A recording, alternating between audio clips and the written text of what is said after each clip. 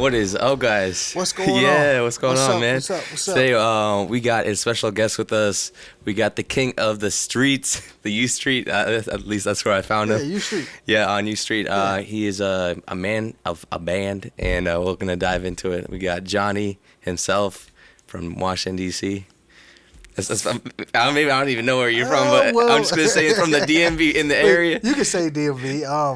I'm from Georgia. From Georgia? Yeah, Okay. A lot of people don't know that, but How long have you been here for? say 2004. Georgia, born and raised there? Born and raised. Okay. Born and raised in Georgia. For some reason, I feel like you got like a military background. Damn right. You do?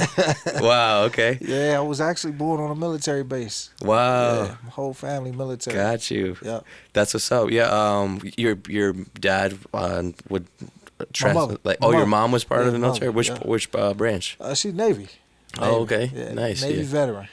Nice. Salute. Yep. So shout out to all the vets. Yeah. Thank y'all for y'all service. Shout out, Ma. There you go. Yeah. That's what's up. So she's in Georgia, or is she living in the area now? She here. She up here in the DMV. Okay.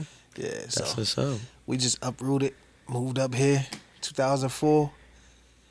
Yeah. Nice. And you've been doing music ever since? Yeah, that's when I started my music career. It's Really? hilarious because I never played an instrument in Georgia. I moved up here, boom, bang. You just felt the vibes were different Boom, here. Okay, so moved up here, met my cousins, we played football, like came up here in the summer, 2004, like back into the summer, around this time, Okay. right before school started. So, you play for the Pop Warner teams. Mm. We played for Kingman Okay. uptown, right off of U Street, Yeah.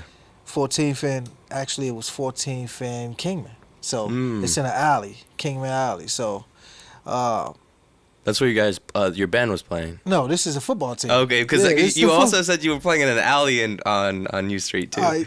Yeah, I was District Alley. We'll get into that. We'll get into that later. Yeah, but so we played Pop Warner football right up on Shaw Howard University, right in that area, right.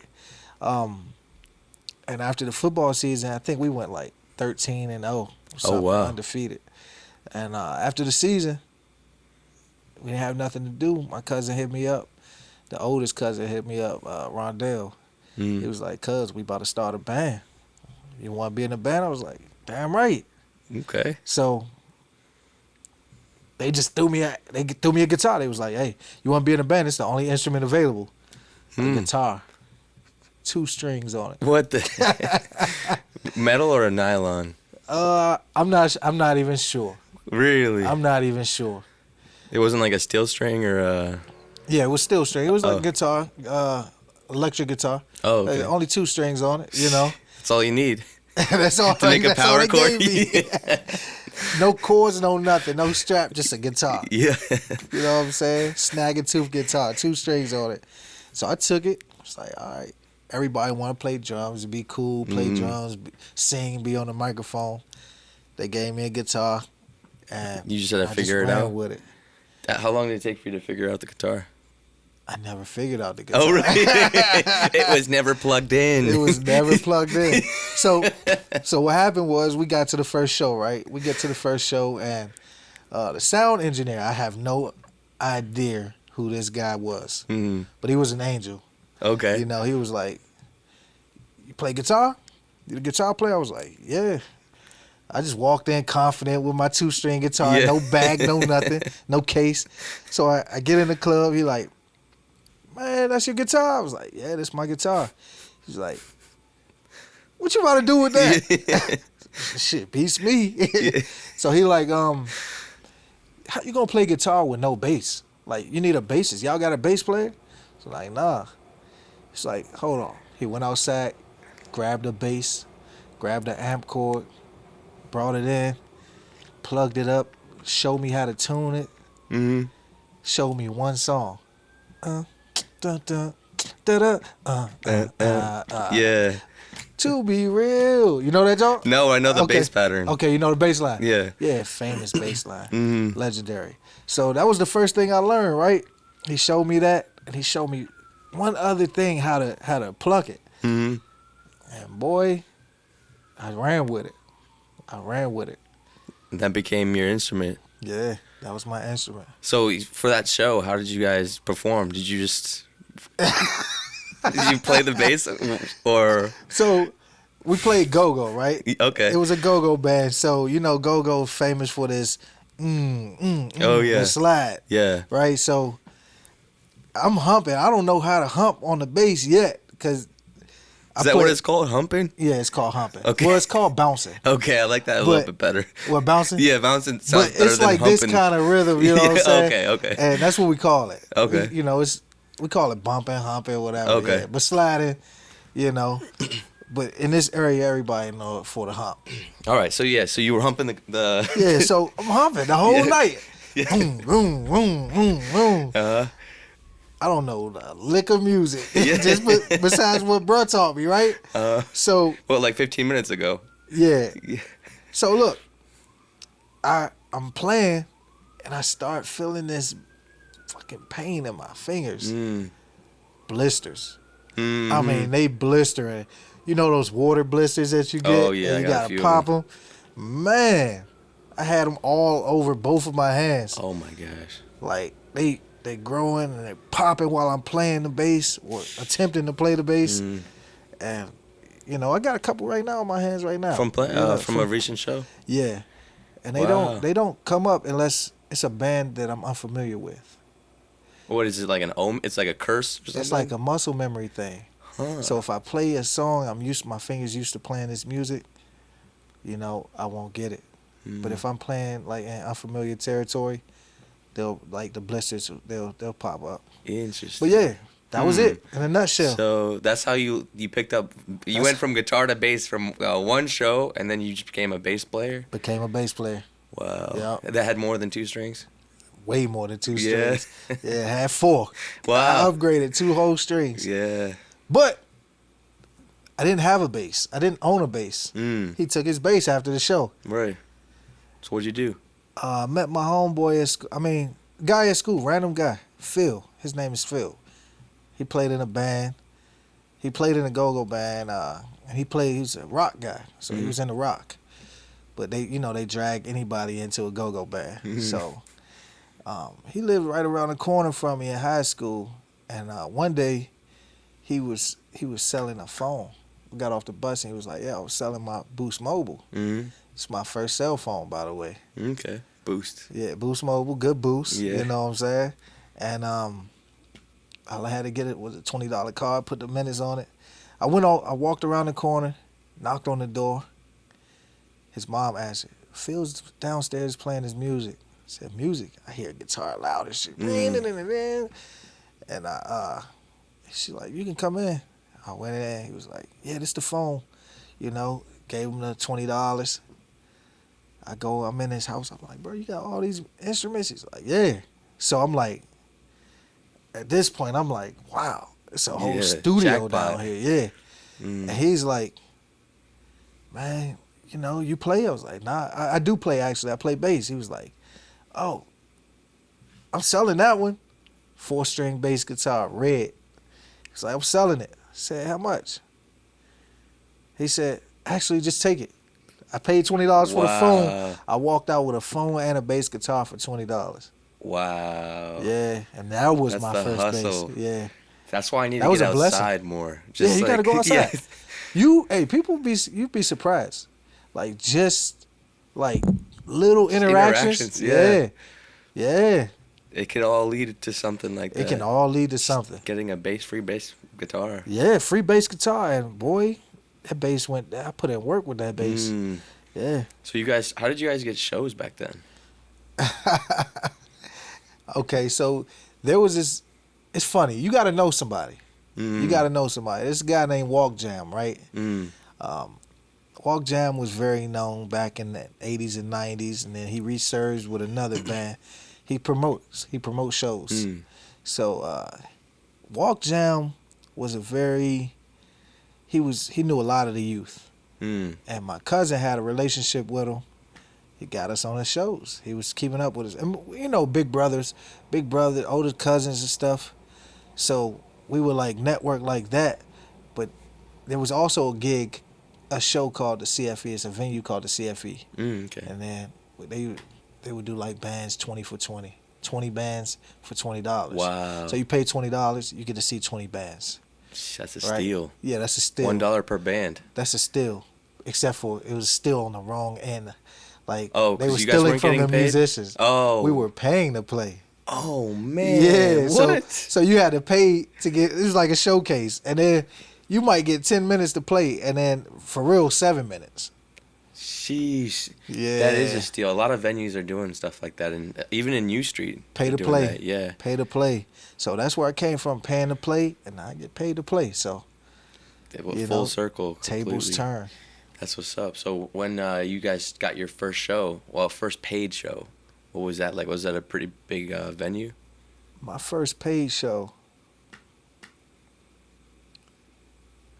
My first paid show was a band that I put together. I handpicked musicians from different groups that I've been in and different people that I met throughout my journey. And my first paid show was with Future Legends Band. Yep, Future Legends Band. And I remember the amount too. It was $20. It was $20.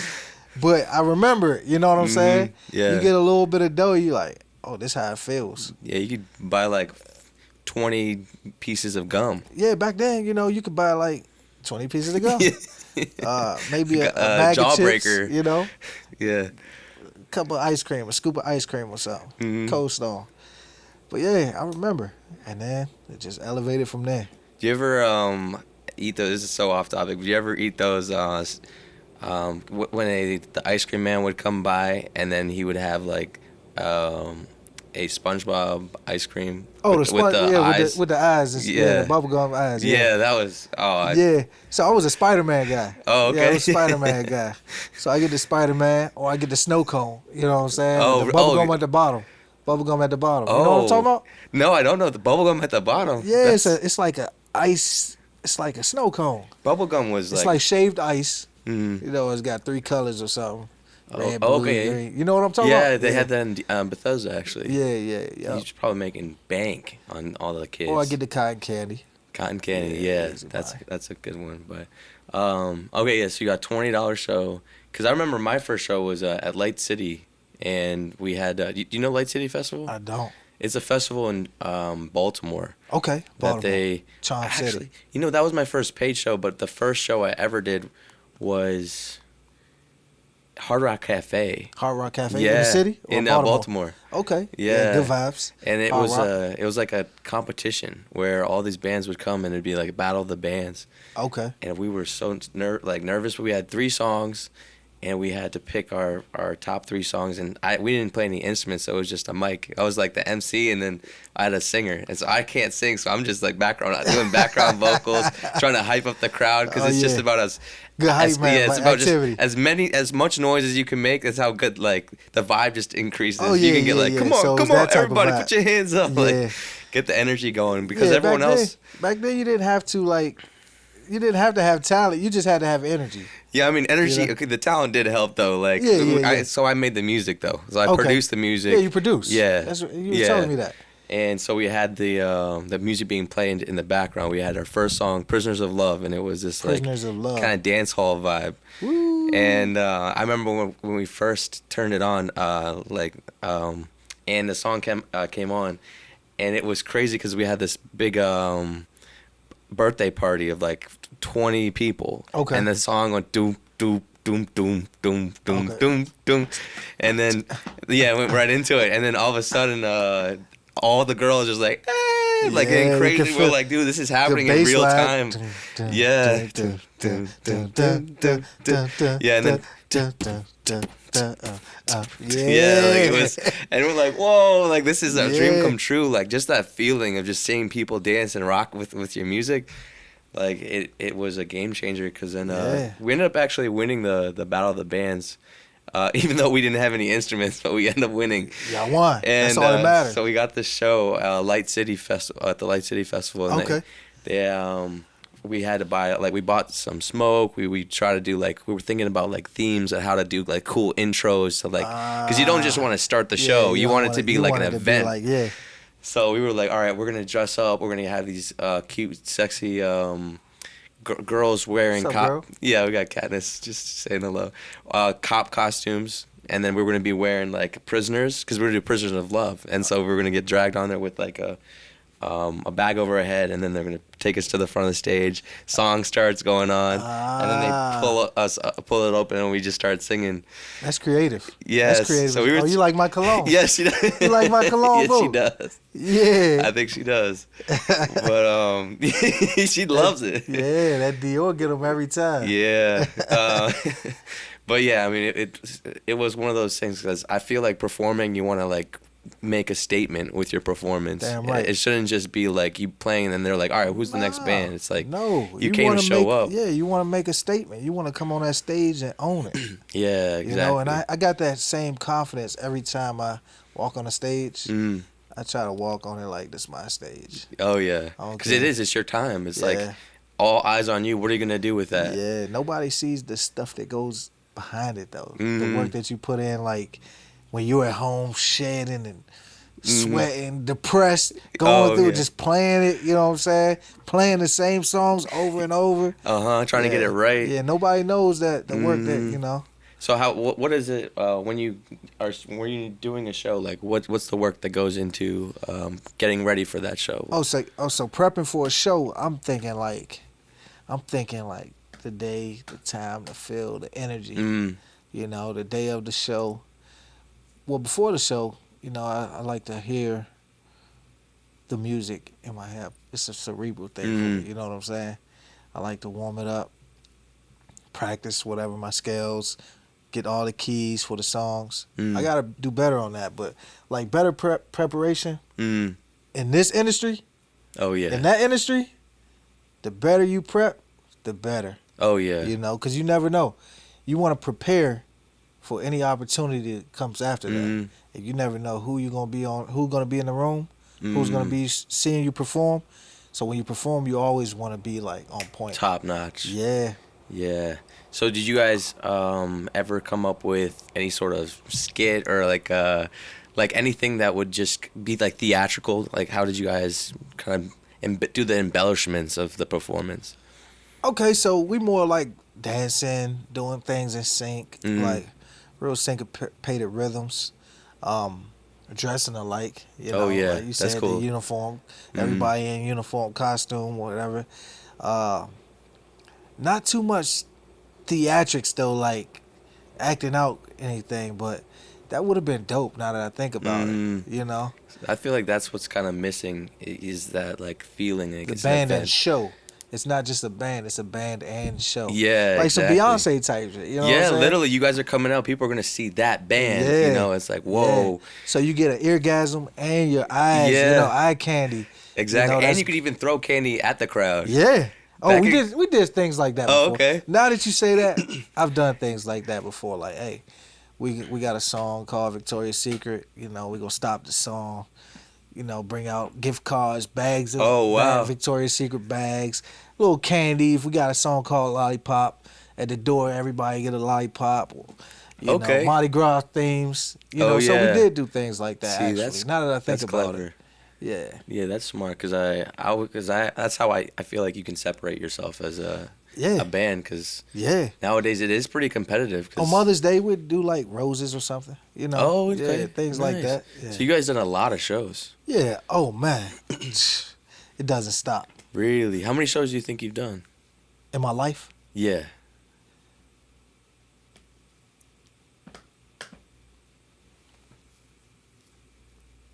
You think less than 50?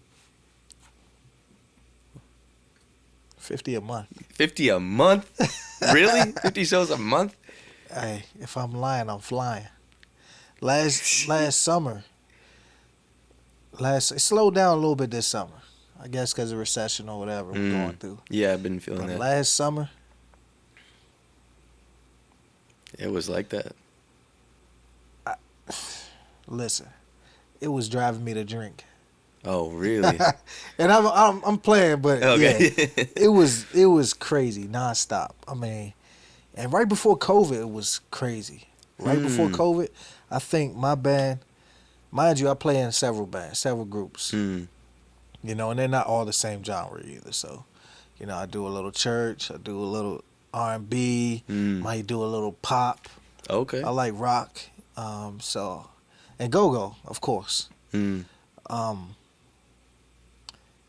I think I did a show every day of the week for the entire summer last year. Oh my gosh. Yeah, every day of the week.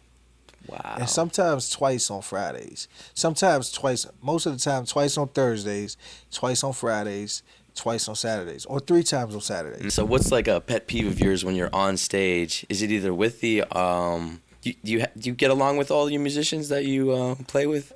For the most part, not all the time. Mm-hmm. There's some band members I like more than others. Like my guitar player. I see this guy every fucking Well, he's day. got 3 strings. Yeah, he got 3 and a half. You know, but yeah, there's other there's other musicians that I get along with better than others. Try to keep it cordial, cause like we all got a family. We gotta go home to our family. Sometimes if it's not clicking on stage, it's just not clicking. But for the most part, I'm the glue for a lot of the situations that I'm in. And you know, I guess it's just like that. Like bass guitar is like that. That's the type of person I am, and the type of instrument I play. It's the glue between the music, and the percussion, and all the rhythm. So it's like the glue. The bass is really the glue. Bass and drums. You know, the drums is the backbone, and the bass is, I don't know. It's like the nervous system. The nervous system. There you go. Okay. Yeah. So what do you do when you like have someone that you're disagreeing with, but you're on stage and you're like, follow my, like, you're not getting it, or like, what is that like? Because you guys are like communicating, but with your instruments. So if somebody's not following? Yeah, they're not following. All right, so if somebody not tracking, I kind of like, I make a little side eye and then like put my head up, you know what I'm saying? Like try to ignore it. Oh, really? You know, I get bashful on stage, like you want to be your best. Yeah. And a lot of people say, oh, this is the crowd, you know, it sounds good to them. They don't know the difference. They're drunk. Fuck that. Yeah, you want to make a good performance. Yeah. And a lot of people do hear it. You know, a lot of people do hear it. They listen to music all day, every day. People listen to music. They can tell when a note is off or on. You know, you can't fake the funk. Yeah, that's true. Or you can fake it for a little bit, but not too long. Yeah, it's gonna catch up. It will be revealed. So, what's your favorite instrument like to play with? Like, so you're on the bass, but like, who do you like? Do you like to do with just bass vocals, or like obviously together as a band? But like, what's your favorite instrument to be grooving with? When I'm synced with someone. Yeah. All right, when I'm locked with somebody, it's definitely the key. Really? Yeah. Hold on. That's a good question. Yeah. I was gonna say keyboard. The piano is like the one. That like the piano touches my soul. Well, why'd you start to back off? Because the drums, it's just something about the drums, right?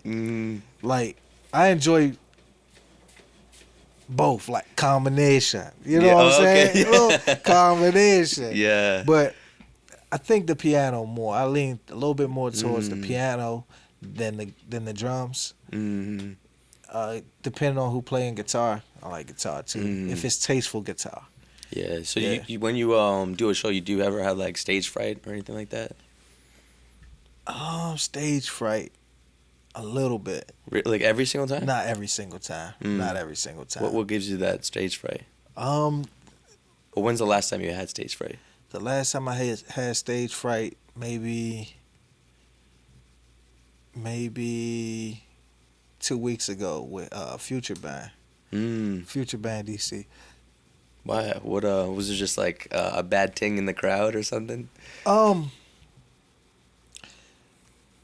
it was just we play in front of different audiences. And that audience was just like ready to go. They was just all eyes on us, you know. Oh, like it wasn't even kind of like them talking. It was just like, yeah, it was just like all eyes on us. And I'm like, all right, you know when people looking at you, you want to perform well, but that was more than looking. It was just like they was ready, like Staring into your soul, like Yeah. we pay good money for this. Like, you yeah. better. I felt nervous with my other band too, TCB. Hmm. I just recently got back with them. Not too long, maybe 2 weeks ago. Huh? Yeah, and I felt nervous on the stage for the first time. Just for the first time.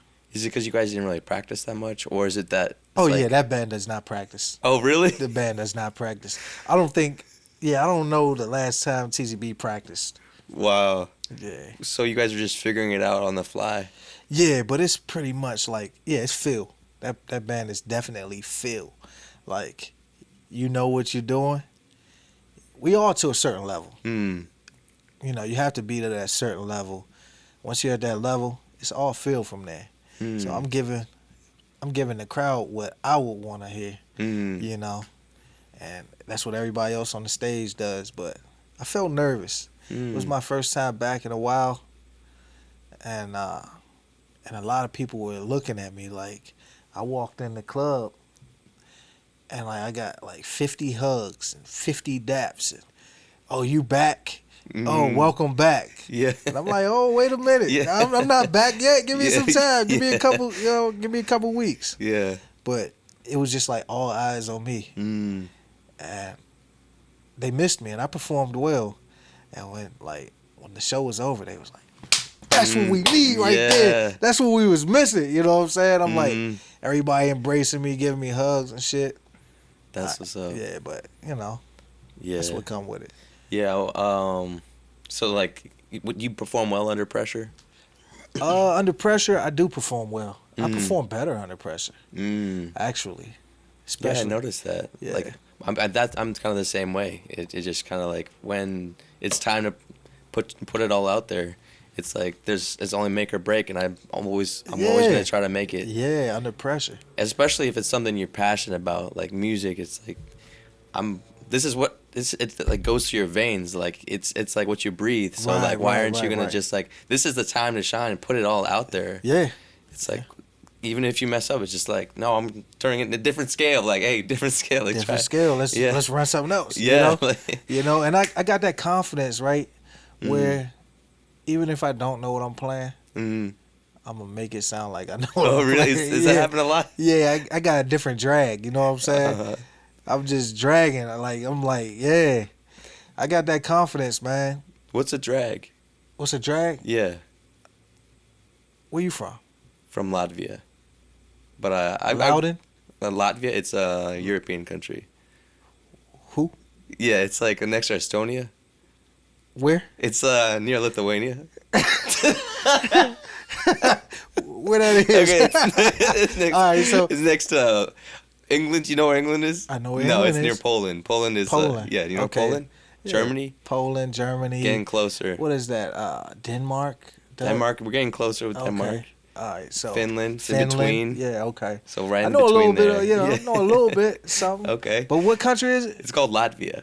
Latvia. Yeah. Okay. It's a small country. It's got like 3 million. Population of 3 million. We're, Alright, so we're an what- endangered species. How long you been over here? Been here for like 25 years, 26 years now. What's the word for swag over there? Over there? Yeah. So I know boy is Smooks. Smooks? Yeah, that's boy. And then Devon is couch. Couch? Yeah. And then Gumi is a elastic band. But I know it's like those random No, words. like, so swag. like- This is one that I know. It's Pal Diaz. And Pal Diaz is like thanks be to God. Okay. Paldies. Yeah, thanks be to God. So Yeah. that's all I know in Latvian though. Okay. But Yeah, so drag is like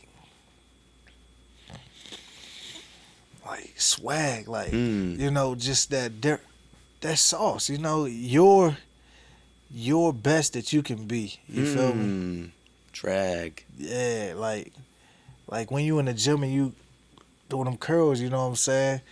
You dragging. Motherfuckers see that. People see that in the gym and they like, oh yeah, he getting his man. He Dragging. getting his rocks I'm off. dragging like, right now. yeah, you dragging, but you gotta say it. You can't say it like I'm dragging right now. You gotta be like, yeah, man, I'm dragging.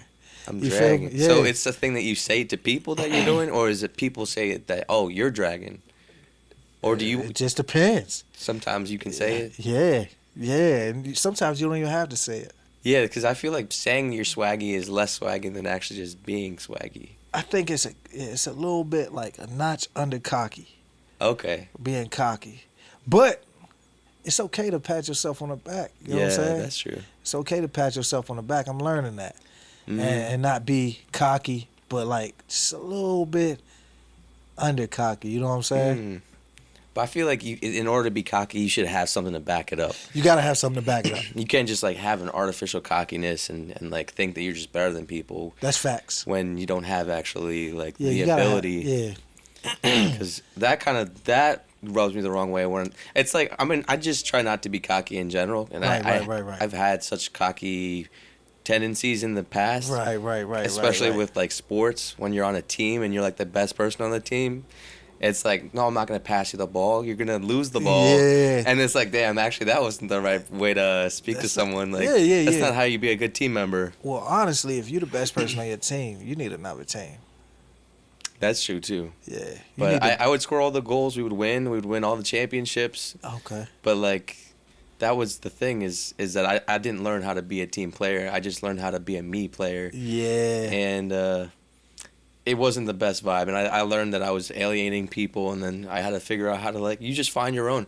You find that middle ground where you're not actually too cocky, and you realize, like, Yeah. you know, that humility is actually a form of, it's like a form of strength. Yeah, it is actually. Mhm. It is. It is. So, like, You got to find those strengths in those being vulnerable, being compassionate. mhm. That makes you a better person, a greater person. Yeah. Yeah. I used to think that cockiness, like at first it's cool, you Mhm. know, when you're young, people want to be around you, you Mhm. know, and then when you grow older and more mature, the compassion and those things about you, that little character that you had when you was kind Yeah. and courteous, and you cared about it, you lifted people up. Mhm.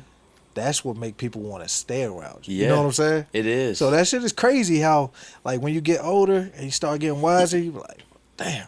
Yeah.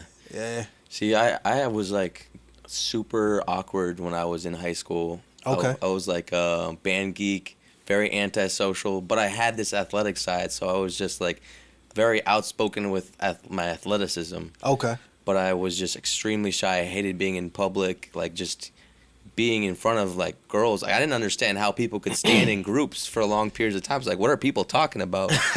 like I didn't get it.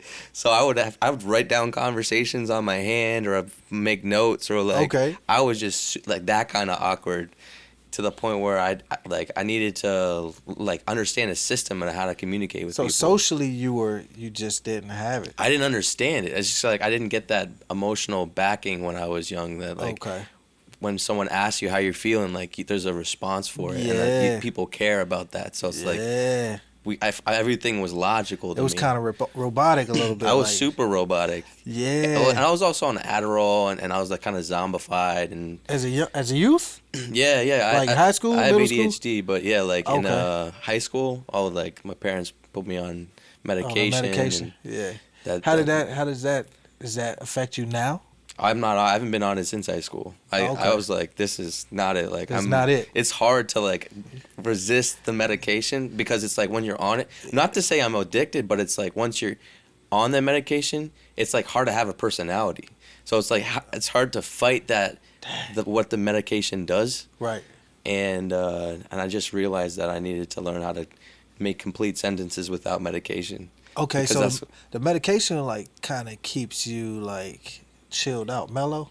More like mellow but focused. focused. Yeah, more like Focused. focused. So then you don't actually. Then you don't have a personality. Like Yeah, you don't have a said. personality when you're like just zoned in on trying tunnel to. vision. Just It's yeah. hard to like express yourself, or like Right, everything right. seems like so uncalibrated. It's like how I just like just like it seems weird. It's like not coming from the right place. Awkward as hell too. Awkward, yeah, it's just- yeah. you know. So robotic. So, I'm glad you found my own. found you, because when we met, Mhm. it was more so like you was dragging. Oh yeah. Yeah. That's what I'm saying, bro. Yeah. You was dragging. You had your rollerblades, good Mhm. fit, good shirt. You know what I'm saying? Mhm. You came up, we conversed. Mhm. I didn't get that. Yeah. So you came a long way, bro. Definitely. I appreciate that, man. Yeah, man. Yeah, so I think part of it is finding that balance. And The balance. Because it's like I did have that side of me where I wanted to learn how to be that arrogant alpha leader who was just like, it's my way, I'm going to like carry the whole thing on my back. And it's like I wasn't allowing people to invest enough. And then there needs to be that mutual investment in a conversation. Yeah, it has to be. Or else you find yourself like going down a rabbit hole. Yeah, nobody likes that. Yeah. Nobody likes that. Having to like wreck yourself to think of conversation. And it got to be mutual. I think it has to be mutual. And I'm learning that. I feel like everybody should learn that. Oh, how to have like conversation. Yeah, conversing is important. Like you never know. You one conversation away from. Wise man told me you one conversation from being rich. One conversation away from being rich. That's true, and that could open a whole another door.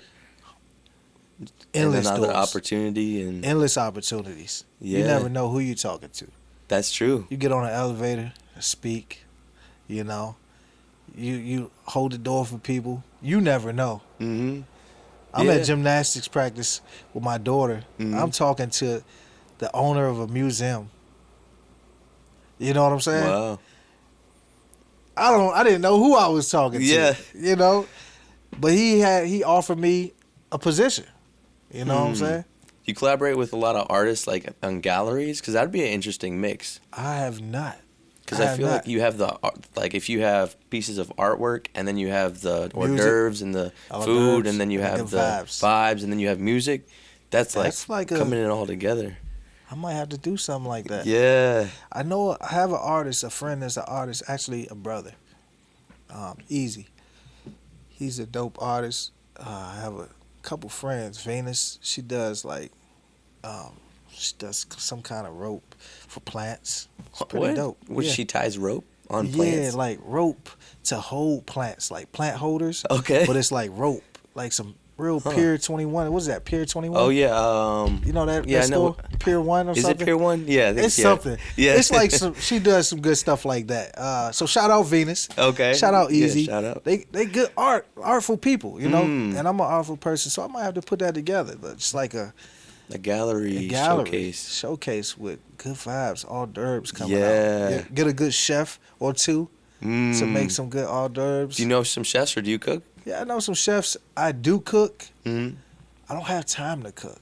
Yeah, it's tedious too, and it's like I don't have time. Life, it's like clean, and then like I just started doing the pre-made meals. Yeah, the pre-made meals. Is there an app for it you use or? I don't want to shout them out because I have difficulty with them a lot. I've been using them for like 6 months. So the customer service the customer service is not that great. Get you somebody personal you know who cook. Ask them to do meal prep for you. Oh. And get it popping. I know a female that does meal prep too. Well, I feel like since we're in D.C. and you're out in the streets a lot, you probably know like a good amount of people that I know too. Damn right. I probably know. I probably know half 75% of this city. Really? Yeah. That's I know a lot insane. of people. I'm walking through the mall. I'm trying to be low key. I'll go to Baltimore. I know people in Baltimore. It's sad. Why is that sad? And I'm in different pockets too. Like, you know, my job requires me to know people, professionals, you know, who wear uniforms. Oh, you performing in military? Yeah, yep. So I might see somebody out from the hospital, or from the Pentagon or somewhere. Somebody DOD, the State Department. You never know.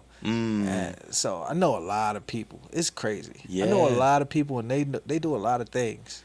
See, having those connects, it is that one conversation. Hey, what if we did it this way? And it was some sort of campaign for an event, like a fundraiser. And we're like, hey, let's fundraise for this a type of event, like let's see, what's a good fundraiser like for the youth or what do you think? Fashion show or something. Okay. Cakewalk. I don't know. But making money for raising money for something. For anything, yeah. You know, like bringing those people that have like that influence and then you bring your talents with that. I think that's what it's all about, trying to find where that collaboration can be. Right. And then now you've made events and you're bringing people together, and That's normally what I do.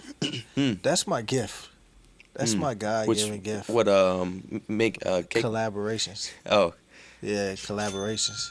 we just got paid. That's what's up. We just got paid. That's what's up. Those things come through frequently. That's what's up. That's my gift. Collaborations. Mm. I've made so many collaborations and put people in places that they wouldn't have been in. Mm. Of their potential, their work ethic, their customer service, and just who they are as a person. And I'll link them with other people. And that's just what I do. I do it well too. Like you also try to throw the event. Like, how involved are you? So if I link two people, I let them do them. If I'm third party, I don't mind joining in. Whatever they got going on. But for the most part, I'm involved in situations like I've thrown events, pop-ups. I got a clothing brand, you see. Oh, okay. What is it? What's the clothing brand? The skate team. Oh, okay. Yeah, everybody. That's the cool. skate team. Yeah, so I'll throw events and pop-ups, or I'll just go collaborate with a promoter who throws a skate event. And that skate as in rollerblade, like roller skates? Any skate. Any kind of skate. But this is roller skates. Ah. But rollerblades is not excluded. It's inclusive. I like that. Scooter is included. So you are you kind of why the Skateboarding? Why skate team is because you just really like The skate team? like wheels? I skate. I've been skating since a youngin'. So roller skating is like, I would say it's like a big percentage of my life. Like, I love roller skating. Wow. I love roller skating. It was one point I was roller skating 7 nights a week. Wow. Yeah. And What's the furthest you've roller skated? the furthest? Yeah. In terms of like mileage? Yeah. Okay, so I never went on like a street run. Oh, okay. I go to a rink. Oh. So 4 hours worth of skating. Jeez. Yeah, so that's a lot of skating. I can only imagine. I think going around the rink 4 times is what, like a mile or something like that. So what's like the skate culture like? The skate culture? Yeah. Well, you look at you looking at your people. They know. They know. Only yeah. So the skate culture is now. Social media is it's overpopulated, saturated with social media people. The culture was a beautiful place. I mean, the rink was a beautiful place. The culture was a beautiful thing. Of course, like every other industry or every other culture or every other, activity, they have their ups and downs. You're gonna have the negativity, the drama. Yeah. But you also make and build relationships with some great people. It's always gonna be people or one person like you, similar. Okay. That you can be like vibe with and grow. And 20 years down the line, you're like, damn, you solid. Yeah. But so a lot of lasting. The culture now is social media driven. I mean, half naked girls. I don't care if you half naked, by the way, but half naked girls doing a lot of shit that's not pertaining to skating. Like, just because you're on skates, or you have skates on your feet, don't mean that you're a skater. You know what I'm saying? Okay. And social media has this thing where it's just a perception.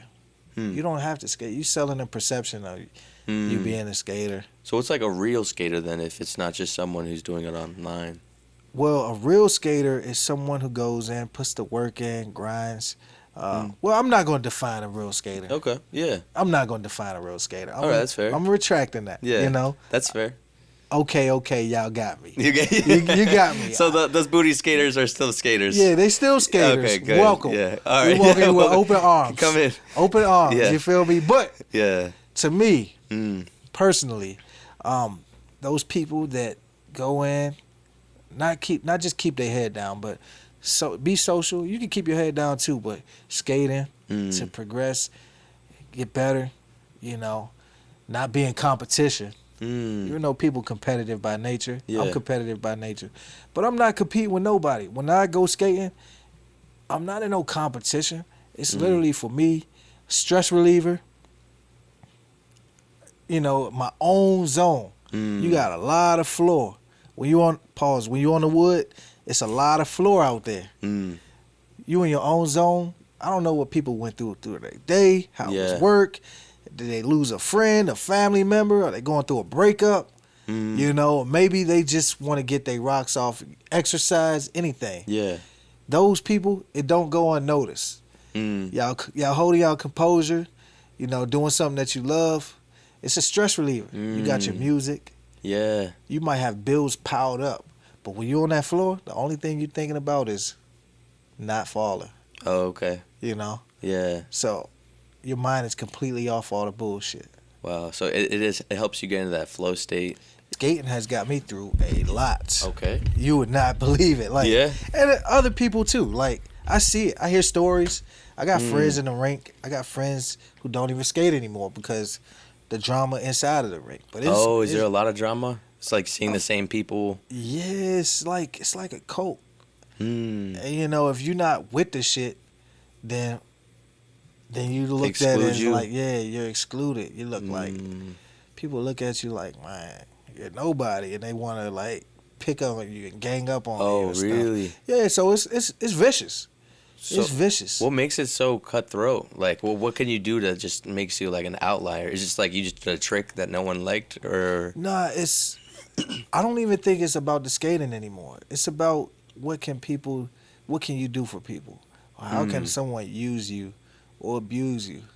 What do you mean by that? Just, you know, relationships, and, you know, some people live with people who, you know, they met, you know, they skate together a couple of weeks and now they want to move in because they don't got nowhere to stay type. So it's just a lot of stuff. I've heard stories about almost literally everything.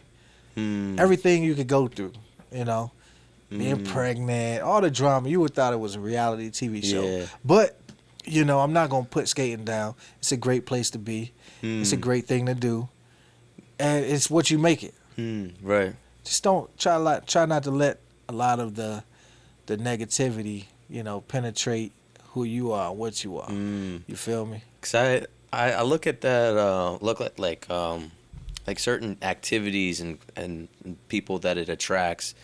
It's like each one of them, for instance, like I'm really into martial arts, rock climbing, and working out. Right. And so each one of them has a different culture. Okay. But it's you know, rock climbing? Yeah, rock climbing. Like rock climbing, like a rock climbing. Yeah, like climbing rocks with your hands, and then like legit rock climbing on the mountains. Too. Yeah, on the rocks as well. I haven't been on any like crazy mountains, but rock climbing outside, rock climbing inside. So like the ones that's on the rail, like so they have like on the inside they have these. Okay, that's a wall with holding, hand hold. I've seen placements. Those before. I've never been up one, but I've seen that. Before. Yeah, it's the same concept. Whenever you're on the wall, you're only thinking about your next step. You're trying to like figure out your energy and where, you know, how to place your next momentum. Like you're not thinking about anything else besides being in that moment. That's dope. And so like just getting into a flow state. Soccer did that for me. Martial arts does that for me. Just like working on movement, just like the slight being conscious of where your wrist is and with your elbow and like how you're moving, and even dancing too. So just movement in general, I think it just gets us more in that moment. Yeah, moving will definitely do it. You know, moving will definitely do it. Yeah, and I see that like I'm so interested in getting to know the culture of different places, like different like sporting things, and it's like even religions have like different traditions, and sporting things have different like traditions, and how they have like like the way they compete, or like the way they have these big events. It's like you get to know people from all kinds of different sides, because they're all like everyone kind of expresses it in a certain way, and it's you see the passion of what those right. the people that are interested in that. When you're in it, you're in it. If Mm-hmm. you don't know, it's certain things like how they making it look so easy, or how they doing this. It's science behind this stuff. If they make it look easy, but if you go try to play hockey, like I don't know how good you're gonna be at hockey. You gotta learn how to skate. You gotta learn how to control the stick. You gotta fight over this puck. So I know exactly what you're saying. There's a science. It's science to it. Same thing for music is like understanding. That's what I love about music is that it is. So for like if you were to do martial arts, in a way, what you see is what you get. But there's all of these mindsets you have to go through in order to like position yourself in that place to execute those things. So Okay. like, it's like a punch is a punch, a kick is a kick, but it's like you need to break it down like while you're training in order for it to come out that same way. Now, combat sports is different. Yeah. Oh, yeah. Combat it is because then it's different. also the mental too. It's mental. Yeah. So It's- a lot of the stuff that you see when someone is, it's like where do they get that energy from? Where do they get the courage, that determination? It's like there's a whole another side of things for that sport. Although you have a coach, a trainer, you know, all these, you know, cut men and all this team and family. Mm-hmm. When you in that ring or you against your opponent, it's just you and your opponent and your mind. You know. Yeah. it's crazy. It is. It's Have you ever crazy. been in a fight? A fight? Yeah. Like a fist fight? Yeah. Off the books or on the books? Either. Yeah. You did martial arts? Nah, boxing training. Okay. Yeah, so I sparred a little bit, but just trained. Just Okay. trained. Never went pro. No never competing or anything No like amateur. that. No, I didn't have no book or nothing. But even competing with your teammates or like people that are Yeah. training with you. Yeah, but more street fights than anything. Really? Yeah, Did you more get street like fights. a good amount of street fights? Yeah, a lot of street Really? fights. Yeah. What like what would usually pop it off? 10 times out of 10, it's over a female. Oh. Yeah, and it's not a female that I'm dealing with or anything like that. Like, when you're in the clubs and, you know, people get that alcohol in them Yeah. or they get amped up, turning to Superman when a female comes around, that's normally when the fights happen. I mean, men only fight over power or money. You know, money is power, right? So, fight over power, so... So it's like Normally you it's felt there was like you needed to Yeah. show And it who wasn't. you were. Sometimes, like I had my own fights, my one-on-one fights in my life, maybe about 10 of them. But a lot of the times it's like gang fights, Oh wow. like my neighborhood or my friends or my school. Went to a basketball game at another high school, and you know after the game, you know tension is boiling. Oh You yeah. know, yeah, boiling, and they mad that they lost, and we at their school, so we at the bus stop. People want to come across the street to Really? fight us and shit. Yeah. Wow. So, yeah, it gets like that, especially like two rival schools, Mm-hmm. like Northwestern and High Point. It would get like that. Yeah, like it would just get hectic. Wow. It gets like that. And was that when you were playing football? When I was playing football, as well. Mm. Like after the game, it might be a little fight or something. Fight break out, or like homecomings, like stuff like that. Or I could just be going to a basketball game. Oh really? Yeah, I could be going to a basketball game, man. My team won. I don't play fucking basketball. Yes. I can't. I don't shoot nothing but I shoot dice. Yeah. I don't shoot no basketball. You play craps? Craps. Yeah. That's what's up. I love that game. Craps. I don't fuck around with 3 dice like that. But Oh, is that a different one? It's yeah, like 20. CeeLo. Yeah, CeeLo. I've never heard of street, that one. Street game. Oh, okay. Yeah, but yeah, I shoot craps. Okay. Yeah, but I don't shoot no fucking basketball. Yeah. You know, I might shoot a pistol or two. Oh, okay. You have a gun? I have a couple weapons. Oh, okay. Yeah. That's what's up. Yeah, a couple weapons. Do you? No, I don't have. I'm more about hand to hand. Hand to hand. Yeah. Yeah, that's a weapon too. Yeah. Yeah, it is. Them legs is a weapon. Yep. Yeah.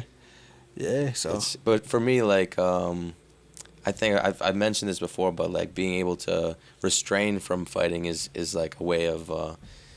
it's like you learn martial arts, but it's not to show people, martial arts. It's like it's just backup. It's people are already not going to want to mess with you just based off how you move and how you navigate through interaction. It's like they'll know like, okay, like this guy knows something. He's like confident about like where he's at. Like there's something off. Right. And then people aren't stupid, so they're even when the tension is high, it's like you just have to look at them a certain way, and they know, okay, like.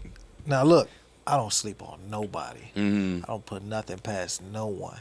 Yeah. I seen some people picking on a little kid, get their ass roundhouse kick. Oh, boom! yeah. They don't even know. They didn't even know it was coming. Yeah. Pause. But listen, I don't sleep on nobody. A little kid with a hoodie, look like a dweeb. Yep. I'm not here to judge. Yeah. I'm not picking on you or nothing. Yep. Because you never know who knows what. That's true. Exactly. And I expect actually a majority of the people at this point have some sort of martial art background. Either they're doing kick fighting or... I think everybody should have. But unfortunately everybody doesn't. And everybody doesn't have the funds or the means to, or the time to. But I wish it was mandatory in school. Like over in different countries, they make you learn combat, hand-to-hand combat. In Russia, they make the kids learn how to put a gun together and take it apart. Yeah, like they teach you everything. Like, for real, everybody knows a little bit of everything, That's that balance that we need. For some reason, I could see you in, like, the next Rocky movie. Me? Yeah, like, you could be, like, one of the coaches. And you'd have like a towel on your shoulder. On my shoulder. Yeah, and you would just be in the ring, and you'd be telling your fighter like, all right, you just gotta like find the balance. Like, all right, you just gotta relax. I see this weakness. Yeah. Like I could you see see that. Yeah, being like. That's me. That's Rocky's trainer. I think I could do that. And you have, I feel like you have this like kind of, it's like an old energy, but it's like a mature kind of like a southern. Like a biscuit, Southern biscuit energy. I don't know what that means. Southern biscuit energy. That's crazy. Yeah. Nah, I've been told. I'm picking up what you putting down. Okay, bro. yeah. Yeah, I got the vibes. Like it's kind of, you get smooth. Like you give a smooth vibe, but you're also like that comes from you can a be lot stern, of but also laid back too. Laid back. It came from a lot of experience and having that balance, right? So. I came from a fucked up background, but it wasn't too fucked up. Like I'm military, but I was in the country, like the dirt. Oh, really? The dirt, real country. Yeah, Columbus, Georgia, real country. Okay. Dirt. So what was that like? Like you grew up there. What made it so like dirty and? Well, it's the country. It's the country. It's no city. It's a city. It's a major city in Georgia, but it's country as hell. It's like. It's gritty. Like corned beef, hash. It's gritty. It's gritty. What makes it gritty? There wasn't a lot of jobs. It wasn't a lot. It was just country. It was just country. Good living. Okay. Good living. Living on the land. Yeah, good living. But Columbus, Georgia is very country. Not a lot of success stories coming out of Columbus, But it wasn't a lot of hatred either. It was just... You was comfortable with what you had, and you make do with what you had. But I got that calmness and that stern, real. I don't know. I just been through a lot of experience. I got it from a little everywhere, You ever shoot a bow and arrow, like a composite bow? Have I? Yeah. I have. Yeah. How much weight was on it? I am not sure. I used to go out with my Uncle Mike, and we used to do that. But really, we were hunting deer with the bow. Yeah. Wow. Yeah, my Uncle Mike, German guy. Oh, he's German. German. So, do you also have different like roots of European roots? I don't. I don't know. I don't know. Oh, okay. Actually, I do. It's a long story. You're Slavic? Hell no. I don't think I'm Slavic. I'm Slavic. I might be Australian or something. You I don't really? know. You think Austrian? Something crazy. But it's somewhere in here. Yeah. Yeah. Okay, so your Uncle Mike my taught Uncle you Mike, how to bow and arrow. He taught me a lot. It was hard to do. He taught me a lot. He took me outside with a Ruger pistol, a little Ruger 22, at the age of like 6 years old. Shooting squirrels. We started with cans, shooting squirrels, and we started shooting other shit. Oh, graduating, them bows. I'm peeling fish, scaling fish. So I remember a birthday party I went to. This guy named Dylan, and they had a it was like a Native American themed birthday party. So we made our own bows and arrows out of PC, was it PVP pipe or some PVC pipe with a string, and then we would sharpen wooden sticks with concrete, and then we'd like make it sharp. And then we made our own tomahawk. We did the same thing. And blow darts with like a and so we would. This is probably what like the parents' worst nightmare, but we would pick sides who would be on the playground, and then the people that weren't on the playground, and we would attack. We would invade the playground, and we would pretty much hit each other with the weapons we just created. Yeah. It was like that when we were kids. When we was kids, we didn't care. We was reckless. Yeah. And that's why I'm the way I am. Like, that edginess, it smooths out over time. Hopefully, if you do it right, you know. But yeah, like when I was a child, we did stuff like that. You know, had a tree would fall, thunderstorm come through and knock a whole tree down. We in the tree. Making a clubhouse, you know what I'm saying? That's sick. Yeah, and then, I told you people fight over power. I remember getting into a fight. About at the treehouse? At the treehouse, yeah. And this was reckless. I pulled a knife out that day. Whoa. Yeah, was it on your uncle? No, it was on some, so I came from a very country place, right? In the South. I dealt with some racism. Okay. I love all people, but for one day, the tree fell, and what's his name? Curtis. Nah, it's Fox. I got into a fight with a Curtis too. Oh, really? Yeah. What's this guy's name?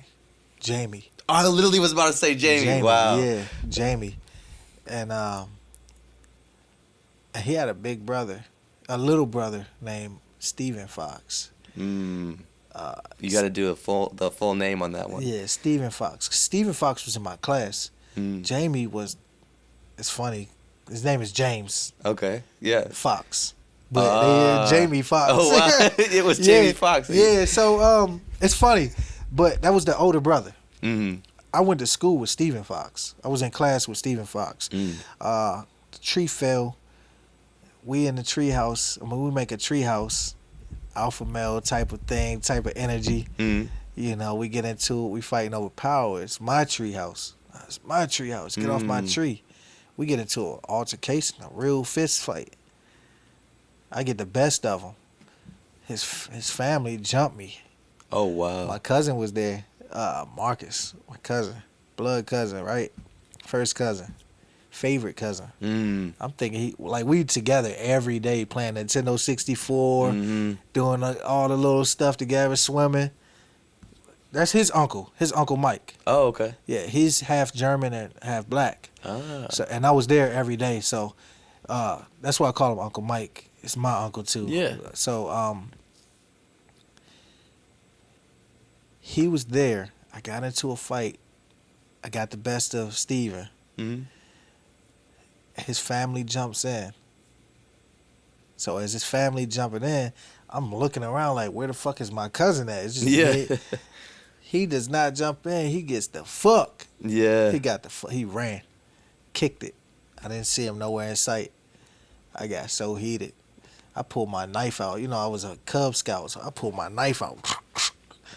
I'm ready to slice a motherfucker up. Everybody just kicks it. I bust Stephen Fox lip. With the knife? No, with my fist. Okay. I bust his lip. They ran after I pulled the knife out. Of course, I pull up to their house. His big brother, comes out the house and tries to fight me. I got the knife. I'm trying to swing it at him. Oh, my gosh. Yeah, I'm trying to swing it at him. But, it's just reckless as kids, And at the time, I didn't think much about it. But I really wish that I had the wisdom to say, like, look, we could both be in this motherfucker. Yeah. Like, you know, we could rock this motherfucker out. Like, this your side, this my side. Let's live in peace. Yeah. But he was like, man, they wanted me to get out so bad.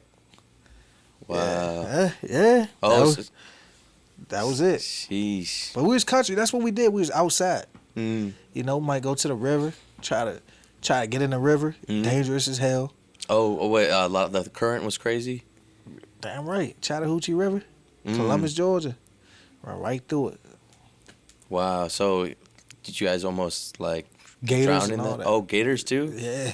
You punch a gator? Hell nah. No. Nah, that's one thing I ain't fucking with. Yeah. Gators or the water moccasins. What are those? Like a vicious snake down in the river. Oh, it's They kind of be like on an the eel. river. I don't know. Let me look up. Yeah. Pull up A a water picture. moccasin. I've never heard of that before. Yeah, water moccasin. Hmm. That's bad work. Well, they venomous. I think so. Hmm. Yeah, cause I'll stay away from alligator, but I've been watching the Crocodile Hunter when I was growing up, and I got kind of familiar with how to handle a crocodile, but I'll never actually. I don't think I'll put that to practice because I don't want to risk don't it. be practical, bro. Just If I need to, I'll try to do something. But I hear if you lift the so it looks kind of like a rattlesnake. Mm-hmm. Gotta see. But yeah, so they had a lot of these snakes in the river. Yeah. Oh yeah. So cottonmouth. Oh yeah. Cottonmouth snakes, water I don't know if moccasins. these are are they venomous? Okay, it says dude, I can't even read the first. Yeah, don't worry about it. Yeah, it's a species of pit viper, native to southern eastern lands, capable of delivering a painful bite. I don't want none of it. Fatal, potentially fatal. So those guys are I don't dangerous. want none of it. Yeah, snakes are scary, man. I don't want it. I'm scared of snakes. Yeah, you like reptiles at all? Any reptiles? I had 2 reptiles. I Yeah. had 2 turtles. 2 turtles? I accidentally boiled them alive. Yeah. it's How so you sad. do that? I changed their water just one day, and I just didn't realize I just changed it to the water was too warm. Cooked Because them. the cold water takes longer for it to come out, and so for Right, some right, right. reason, that warm water I just kept on putting it in there. And it was Easter, and so we had turtle soup for Easter. Wow.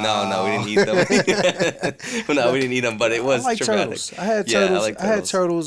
Snapping turtles growing up. Used to put them in a box with some lettuce. Oh, They okay. would never eat the fucking lettuce. What would they eat? I don't know.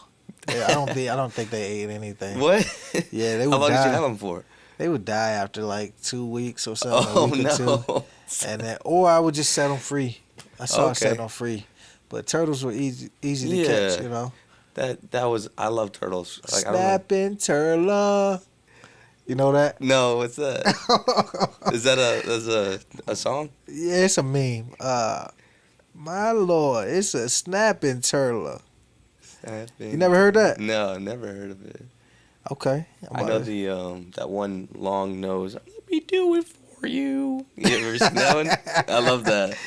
Let me do it for you. Yeah, I like that one too. Yeah. Let me see. Where is this thing? This is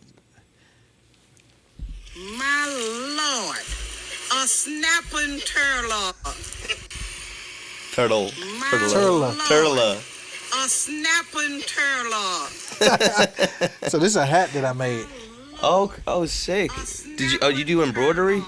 No, I design hats. Oh, okay. That's design sick. So fitteds, you yeah. do some graphic design? Yeah, a little bit. So how'd you bit. design that then? Okay, so we have a Adobe or anything Hmm. that you would use. So you made a You get logo? a template. No, I don't make logos, but these are all Major League Baseball and National Football League, you know, Hmm. licensed Major League Sports logos. So Okay. Nationals, Orioles, Okay. Athletics. You know, you can take a look. Yeah. And so these are all. So you actually made these hats? Yeah, so I design them. I design them, get the colors I like, match it with a shoe that's coming out or You can whatever. see this at all. I don't know. It's got that screen. Oh yeah, screen protector. Yeah. Yeah. No one can be in your business. Yeah. But these are really legit. These Yeah. look really good. So we design them, get a template, make a mock-up, put it on the computer, send it to the printing. send it to the representative, the new era. Who? The Congress? The Congress the representative? new era representative. Oh, okay. New era representative, right? And then he'll mock it up, send it to whoever he has to send it to get approved. If it gets approved, they'll send us back the mids. Once we get the mids, we say, "Nah, you made a mistake. I don't want it green. I want it forest green. I don't want it blue. I want it azure." You know? What is azure? It's just a different color blue. You know, we That's got sick. So New Era has a swatch, color swatch. So it has, instead of something being lilac, it'll be, it might be lavender. Yeah. Or likewise, instead of something being blue, it might be ice blue. So it's different. So what color is this blue? This might be powder blue. Interesting. So yeah. I painted this apartment like twice because it wasn't the right kind of blue. It wasn't the right blue. It was like a flamboyant blue, and I needed to be ice blue. It needed to be ice blue. Yeah, so because these walls used to be brown, and they just made it look like a retirement home. It was like I needed to feel like energy in here. Energy. So I made it a little lighter. Like clean energy. Yeah, exactly. It feels clean. Yeah. We was talking about you'll be on a date and. Okay. Yeah. Let me see. So dating. I mean, it's interesting because if you are a certain way, if you kind of show all the colors right in the beginning, the girl kind of isn't interested in a certain way. A lot of interest. Like it's like creating this mystery in a way where you're asking her questions, but you're not revealing too much about you, and you're kind of joking around a lot. Right. And then I feel like by creating a lot of like this fun environment, that'll create that chase where they're like, "Oh, I want to get to know you more." Like, "Oh, I'm excited to meet up with you again." I'm tracking. Because if you're too like just available with your information, it's like now you're an open book. And it's kind of like dry. You're dry in a sense. Now it's like what you see is what you get. Yeah, and it's not like much more. Yeah, they want that curiosity. They want the. I don't know. It's different though. Different strokes for different folks. Cause I met females where they're like 35 years old. Mm-hmm. And they're pushing like this agenda, like don't talk to me unless you're ready to get married type shit. So it's different for different people. Like different people want different things. I've seen like I got a coworker said he met his girl off a dating website, and then 2 weeks later, he knew she was the one. They went on a couple dates, but he already knew she was the one. And maybe 6 months after that, they got married. They still together. They got a kid. Huh. I guess it was just at the right place at the right time. At the right time. But he went into it like, hey, this is who I am. Are you spiritual? Yes. Check. You got a job? Yes. Check. You know how to cook? Yes. Check. And then they shacked up, and then they got a home. They had a child. They got married. Some people at that place, Yeah. But me personally, I wouldn't put it all out there like that because it take time to get to know somebody. Yeah. For me. Yeah. For me. I don't know how about you? Yeah, I mean, I'm a slow cooker. Slow cooker. Yeah, I gotta really see. This is what I was gonna say. I put some of my dates through adversity. Like I had this one date, and I took her hiking. Right. And so I would go. I saw I'm familiar with the woods, in the area in the Potomac area. Okay. There's like some really great rocks and trails and stuff. But sometimes I'll just go off trail, and then I'll make the trip pretty difficult in a sense. Like I want to see them struggle or them complain. I want to see what they'll complain about. And be like, oh, is this too steep? Does it seem too dangerous for you? It's like when they speak up, I'm like, all right, let's go this way instead. Or like, well, I believe in you. I think you can do this. That's like, success. I just want to see how much they believe in their abilities. Yeah. To survive. Yeah. Because you got to look at that in a woman too. You can't like, 'cause that's also like That's your offspring. You talking about? in a way, like when you meet a girl at a club and it's kind of it is kind of more of a one night stand type of situation. I Right. still have to feel like if anything happened, worst case scenario, you could still You take can care still of. hold it down. Right? Yeah, so that Yeah. I need to feel that, and obviously you guys just got to do small things to Yeah, put a little little tests, yeah, little a small tests. yeah. You know what I'm saying? And I'm not mad at you for that. What do you do for that? Like, what kind of tests do you do? Look, I take a female through the ringer. What does that mean? Like, you'll take her out to lunch and then dip on the check. Nah. And then you say That's called being nuts. skinny. You know That's what a I'm saying? skinny? Yeah, that's called being skinny. I would just reset this, so let me just. Yeah, so that's called being skinny. You know what I'm saying? Okay, yeah. I would never dip out on the check. Yeah. You feel You me? never dined and dashed? I have with some friends. I've never done that before, but it seems like, Yeah, oh my you God, know we're what? doing this. And then I had to go back and cover the bill because somebody got caught. So I was like, man, So they yeah, go it's a just little not, 150. Yeah. oh man. You feel me? So, what I would do, I'd take a female through the ringer. I'm outside. I'll bring you out with me so you can see what the fuck I'm doing. Mm-hmm. If you can hang, you know my lifestyle. You know what I'm Mhm. saying? Come to my shows. Oh yeah. See what's popping. See how many females I be around. Mm-hmm. You know, see what I see from my view. Mm. You know, I'm on stage. I'm seeing butt cheeks and breasts. Oh yeah. You know, and some females might not like you having that much attention. Mm-hmm. That's true too. Or some females don't have a problem with it as long as you know what to do with the attention. It's just attention. Yeah. These females want that attention because, you know, whatever reason y'all want it for. Yeah. But Just validation. yeah, Know that they still got it. yeah. That feels good to know. Mm-hmm. But you know what you do with it is what matters. You know, so I feel like females have tests they run on dudes too. Oh yeah. But I'll bring a female out. Come on out. Come to my shows. Mhm. See what I do in my fucking life. Yeah. You know? Okay, it's more of like showing your lifestyle. Yeah, I'm a barber. Come check me cut hair, you know what I'm saying? Mhm. I'm cutting hair, building relationships. Do you cut hair? I'm a barber. Oh, you are a barber. Yeah, I am a Oh, barber. okay. But I'm a barber on my own terms. I used to cut hair full time. But now I just got my few $100 clients. Shout out to my brother Seth. Shout out to my boy Terrence. Travis up Briggs Cheney. I got a bunch of people, $100 clients. Okay, that's what's up. I pull up on them. And I got some sisters, Jasmine and Courtney. They got my nephews. Mhm. I love them to death. Mhm. I love them to life. Okay, I cut that's them. what's up. I don't care if they pay me or not. Mhm. But, you know, I got my $100 clients. Few clients I cut. Small, niche, little Mhm. group of people. They all know each other. Quality people. Yeah. And that's it. I don't want to be a barber. Oh, okay. You But just- but yeah. So I like have a female come out, see my lifestyle. You know, I'm cutting hair till 4 a.m. sometimes. You know? sheesh. Like literally like I wake up at 6 a.m. or 5:30, get to the barbershop at 6 a.m. This is my old life.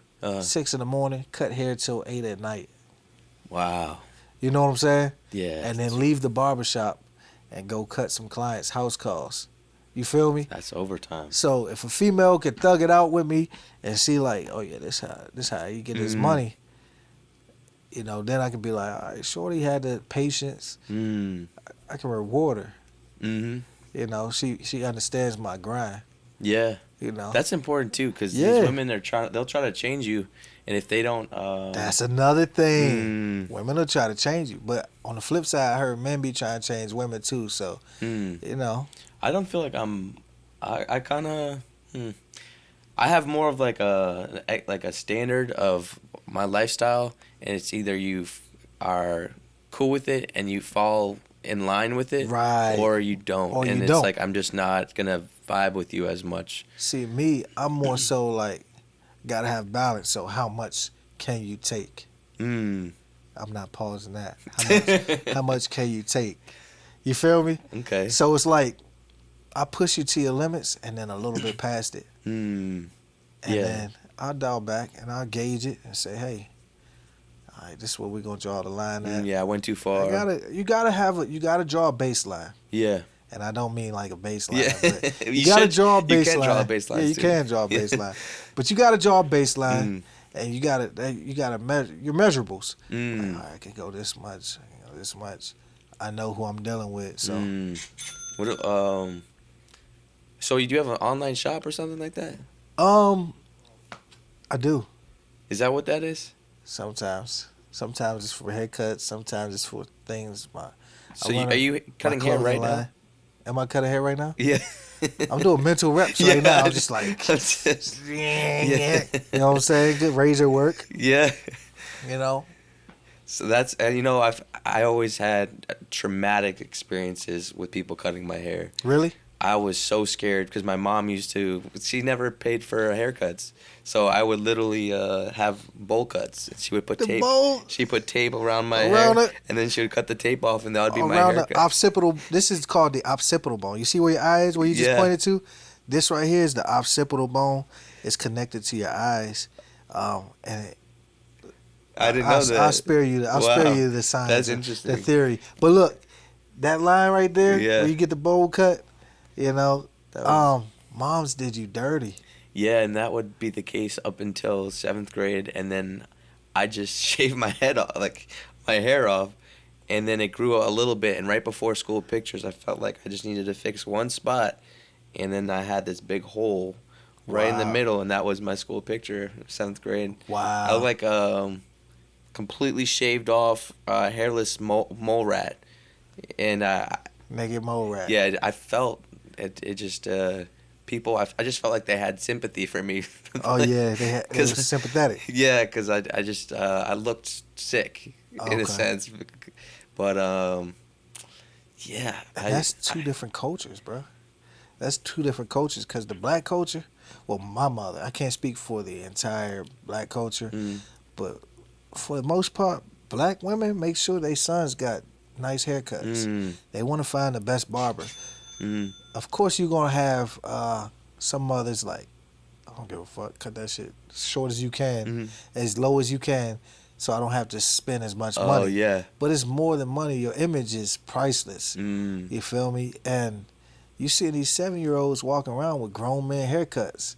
And, you know, that helps you become who you are. It's your image. You take care of your image. You care how you look.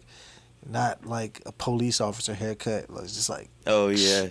One against the grain. Now you looking like a naked mole rat. Yeah. You feel me? Yeah. Yeah. The image is everything. I didn't get confidence. I didn't have. That's why maybe I lacked confidence for so long. Turn that way. Oh yeah, I would fuck your haircut up in a good way. You can make it even better. Man. I just got a haircut yesterday. For real? Yeah. Let me see. Damn, he gonna finish it? Did you go to some Asian guy? I liked it. I like it unfinished. Did you go to some Asian guy? It was an Asian girl. Asian girl? Yeah. Okay, I was about to say Asian girl, but normally the story is, man, I went to some Asian guy, but Do you think? What do you think it needs? no, I understand the unfinished look because you don't want it to look perfect. Like, I know some clients that just like cut me regular. But you like it like sharp, like. I know some people like, nah, I'll cut your hair however you want it. I know some people that need every little. Hey, can you every hair? Can you, you know? And I'm like, you a blower for real. Like you blowing me, but you gonna pay me? I'm gonna cut it. Yeah. You feel me? I stay at it. You can stay in that motherfucking chair however long you want. Yeah. You know, therapy session, whatever. I'll go over the same spot 20 times. You know, if you're paying good. You feel me? To make it seem longer. I make you. You know what I'm saying? Get your rocks off, champ. Yeah. Talk about it. Yeah. Some people you never know what they're going through, but that's true. But you know, I understand the unfinished look and I understand the sharp, precise look. You know, some people. But the sharp look only lasts so long, and it's like nah. Because I feel like you got 1 week and then it's not sharp anymore. It's not sharp anymore, but it's still intact. Versus getting an unfinished product, right? And then in 2 weeks, it's like you look kind of unless that's kind of like your normal thing, like kind of like rugged. A little bit. Yeah, I like a little edgy. I like Little to edgy. look sharp but edgy. Like I I like feel to that. put together, but Combination. combination, man. Yeah. I don't know. Like I would be interested in knowing how you would cut my hair because I always ask for a certain cut. Oh yeah. See, I don't even have no. I don't even have no menu, right? Mm. I ask people what they want and still cut it how I want to Yeah. cut it. You feel me? Yeah. And people they admire they really admire that.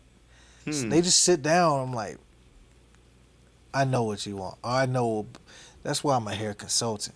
I'm an Oh. image consultant. Oh, You I feel like me? that.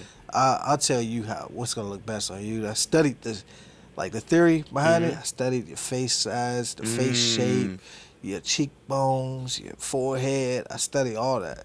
So when you know these different looks, you go style and then you go look. You bring it together. I take what your head gives me. That's crazy. Okay, so what does this say? Am I doing the right thing for You my are haircut? doing the right thing. Okay. You are doing the right thing. I would go a little bit more, Like shorter on the side? just a little bit more shorter on the sides, Mm. just so you can see like, all right, this guy has a haircut. Ah. Yeah, this guy has a haircut. Cause I did used to do like pretty much nothing on the sides and then Right. just top, and then I had it over. So you got this right here, right, and it's growing in. Yeah. So you want it to make this stand out. You want this to be a little skin. Not skin, but like a little lighter. You want to be able to see your skin. So this is like, all right, boom. Okay. You know. Now had you had a shaved face, clean face, then I would say, go full head. Hey, Cause I used to also have a line. comb over with a part. I know, like it would just be kind of like a one line there. one That line. was an interesting thing because that would be like Off your Drake peacoat. kind of Drake got with this the peacoat. edgy. Yeah, I Yeah. forgot which side I used to do it on. Cause I it's crazy because I used to do my hair one way, Yeah. and then I was like, you know what? Let me just see what would it be like the other way, and I Yeah. haven't changed it since. And I felt like I just look older that way. You going for the older look? Back then I was, but now I just Now think you want to just look I'm comfortable, just right? looking. I forget which way I even do my hair. It's this way, right? It's all good. Yeah, Yeah, it's that way. Okay, yeah. I think it needs one, like it needs a side.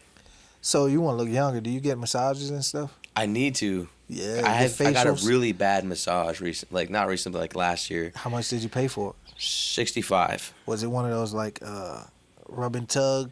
You No know what I'm tug, saying? no tug, just rub, and it was very uncomfortable rub. Like she had some sort of, maybe she had those Skin blisters. She abrasion? must have just Callus played or- the the night base- before or whatever. She had some little something was dragging. It was weird because Yeah, you feel like 2 something minutes jagged. in, yeah, it was like abrasive and Yeah.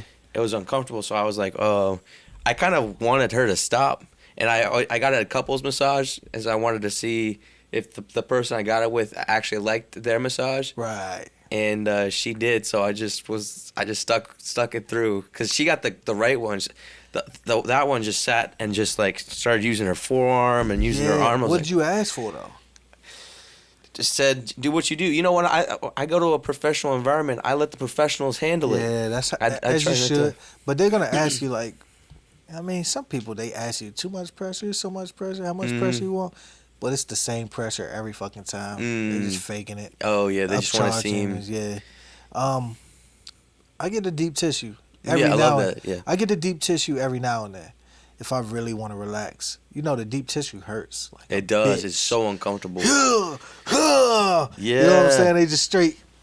It's uncomfortable. Mhm. But in a couple of days, your muscles will thank you for it. Oh, my they rubbing gosh. them knots out your muscles, and you work out, so you're gonna tense up. Oh yeah. I go and get. I want to. I want a massage like a softer massage, like Like a relaxing. soft, like a soft woman massage. Like With the stones. yeah, the stones are cool. The stones Yeah. are cool. I'll get the hot stones. I get kind of uncomfortable with like really warm things, like being next to a barrel that's like got a fire in it. Right. Like those metal Those metals. canisters, Yeah. the Yeah, I know. oil canister Yeah, I know things. exactly what you're talking Yeah, about. like they're. if I get too close to it, I get like just my reaction to heat. I just kind of overreact, and I Yeah. think like when it's like even a hot stone, I'll like think it's hotter than it actually is. Yeah, so you'll kind of get Yeah, more and yeah, I just can't not relax in comfortable. that. Yeah, so I went to Thailand and I definitely I got like a massage every other Oh, day. Thailand. Do you right, huh? Did you get a soapy massage? No, what's that? I don't know. Okay, it's like oily. Yeah. Oh, I know what you're talking about. I did. I did. You did? Yeah, but no, I did in Shanghai. In Shanghai. Shanghai, Yeah, China. Shanghai. Yeah. Woo! Yeah, but it was a what is it called? I guess is domestic like just a private, like I knew the person. Yeah. Yeah, like that was more of a personal thing rather than a Like a professional service, yeah. Professional service. Yeah. You know, in them countries, you know, they like to pamper man and take care of man. Mhm. And I mean, to them it's normal, but you know, I would feel vulnerable to a Yeah. certain extent. Yeah, it was. They for some reason in so this is back in Thailand. It was a massage parlor in a mall, which is already. But hey, you know what? They had the black tiles on the walls. They made it look real comfortable. They gave you a robe. Yeah. Gave you the warm sandals. You're sitting in the lobby, candles everywhere, Right, incense. right, It starts right. smelling good. You're relaxing. They give you hot water, some tea. And you're like, actually, I like this. And then you go into the room. They give you this underwear, see-through underwear. See-through underwear is And I'm like, why crazy. is this? What is this for? Oh. And it's like just it's for you to be comfortable. And so I put it on, and then my masseuse walks in, and it's this old lady. But the old ones are the best because she Yeah. has so much Yeah, experience. season. Yeah. Season. Yeah. Season. See, that's what all it is. Like, yeah. So she went in. She gave me a deep tissue massage. So uncomfortable, and then she asked me to flip around. She started going near my hip area, and I was like, "Can you not? Can you Yeah, stop?" just Like, stop. because it just was so uncomfortable. Yeah. Because I just don't want just anyone down there. Yeah, like yeah. Not just anybody. yeah. Yeah. So yeah, the whole massage thing is finding a good masseuse though. I feel like Yeah, it's once gonna you be hard. find one, you stick one. It's just like a barber. You Mhm. find a good barber, find anybody who does good service, you fuck with them, you stuck with them. You know what I'm saying? Yeah, that's why I feel like a lot of my clients stay with me, is that I just feel like I go above and beyond, and if they ask me to do they'll give me if they have an idea, they send me a vocal, I'll try to like give them the best version of that what I think that vocal needs, Okay. and I'll work with them on it, and I look at them as this is like a partnership. Yeah, it's definitely a mutual partnership thing. Mm. But yeah, I got my people who I fuck with, Mm. I stick with them. Mm. You know? Yeah, that's why even for martial arts, it's like my master, he the way he teaches and what he teaches, it's not watered down. It's like we barely train with gloves. Like there's when we spar, sometimes we just start wearing gloves. But like we weren't wearing gloves when we were sparring at a certain point. Like I remember my first fight that I ever got into when I was 18. Got punched in the face by my sparring partner, and What? I loved it. Like You loved it? Yeah, to I me it would've been was like, man, look. no, to me it was just like what was it called? Like an initiation to the to the martial dojo. arts. Like, Yeah. hey, I'm actually Yeah. learning something. Like I gotta learn to defend myself. Like Oh, you took it was a as badge of honor. learning. Okay, I got Like you. I was telling everyone about it. Oh, got into a fight. Look at this. I'm You know, not- like I'm the opposite. I'm like, man, stay ready. So you don't gotta get ready. Learn Mhm. what you learn. I don't want to be put in those positions where I have to learn the hard way. sometimes if you don't know, if you haven't learned the hard way, then you're gonna have to learn the hard way. I commend you. Yeah. Yeah, I commend you. That's just that's part of like building up to the tough skin and just developing that strong mindset. It's Yeah. like you don't know how to deal with it. You're gonna learn that by dealing with it. And you gotta learn. Mhm. Experience. It's the best teacher. Yeah. Yeah. So yeah, I mean, I loved how my master taught, and he was compassionate, but also very stern, and it's like he really believed in what you were doing. Did he treat you like a child? No. Like Okay. he would like kind of lecture for. Sometimes the class would go on for like an extra 2 hours because he would just talk about. Loquacious just talk about anything you don't even know, but is It's he like spitting gems yeah, though? like gems and like real That's stuff. the type of shit I love. I'll stay for 18 hours. Yeah. You know, if he's spitting some shit. Oh yeah, and it's just that respect factor too, and he's been through so much. He was a jail guard, at a young age, and he's been doing martial arts for like 35 years. I've been doing martial arts for 10 years, so I only know like I can just imagine like my mind has just started. It got to that AI point where I see techniques and like I can just start making my own techniques and stuff. Yeah, I was And- just about to ask that, but What?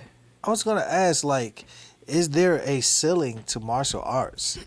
There's like it's like the trained techniques that you are learning, and then Right. there's the understanding the body mechanics and energy transference / momentum and movement that you start seeing other opportunities with the techniques you've learned, but also now you're like, oh, I can simplify it with just that Right. instead of having to go and really it's the slight adjustments that only a master or someone that's been doing it for so and long.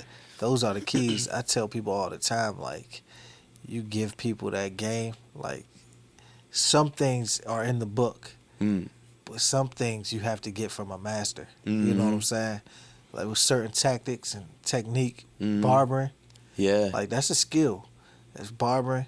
You can read the book and learn. Some people are book smart. Some people got it raw. Yeah. And then you add that theory, and then somebody give you the real spill. Yeah. You know, once you get that, those gems, that's what matters. Like the tricks of the trade. That's what they call. But I also think you could learn that, but sometimes you haven't got enough experience to even know that's what. Where to apply it. Too. Yeah, like you don't understand what they Yeah. really told you. Yeah. You So it's a mixture, combination. Yeah, because that's what I'm teaching a student right now, and it's Oh, so you teach too? Yeah. Okay. Yeah, so I like to see, like, I'm trying to teach him things that I would be like. I'm just trying to teach him my mindset going into martial arts, and like thinking about movement like this. If someone goes for a takedown, how you would move your body low, like drop your weight, turn instead of using all this muscle when you don't need to. It's Yeah. like you're what's it called what's it called instincts. Okay. Your physical instincts aren't always the best instincts. Hey, Katniss. Especially not that one. Yeah. But the instincts that you have, the way you recoil when you're like when you flinch and stuff like that, Right, like all those things you have to train yourself not to do. Yeah. And think about how do I what's the first thing I do is drop my weight, keep eye contact. It's just always drop your weight. Always drop your weight. Because something's gonna open. Their body's gonna react to you dropping your weight, and you haven't used any muscle. You're not. All you're doing is just sinking. Relax. Yeah, you relax. Relax. As soon as you relax, then you can start seeing your openings. Yeah. It's funny. Somebody's going to be a great fucking student because they're learning from you, and you got it where it's not like, masters, they don't always, when you get in a groove, you don't always think about the little scientifical things about it, like the little formulas. You're just looking at the big overall formula. Yeah. And since you're still in the groove, learning and teaching, that person that you're teaching gonna be fucking. They are, and I'm telling you. he's only been learning for like a month and a half or so, and what inspires me to teach him all those gems, all those little things. Like I just made a technique the other day.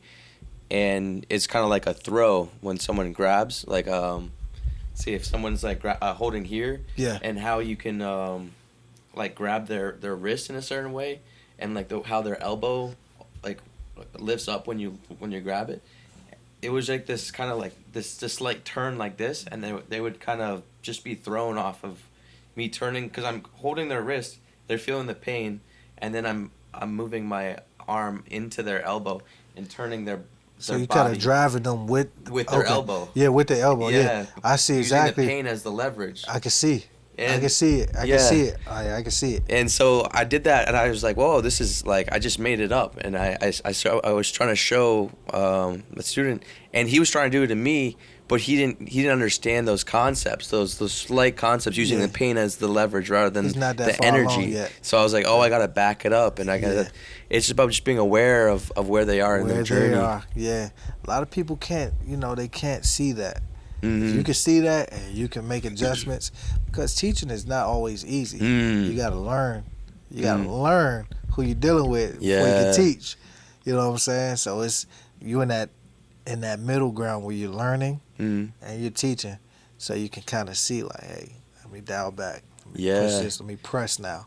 So you're in a good spot. I feel like they gonna be a great fucking martial arts student. I think so too. And what I really love is that he comes across as like someone just hungry to learn, and it's like someone who is doing it for the right reason. They don't want to like show off. It always makes you want to teach more. Like you enjoy teaching them. Yeah. So that makes you want to teach more.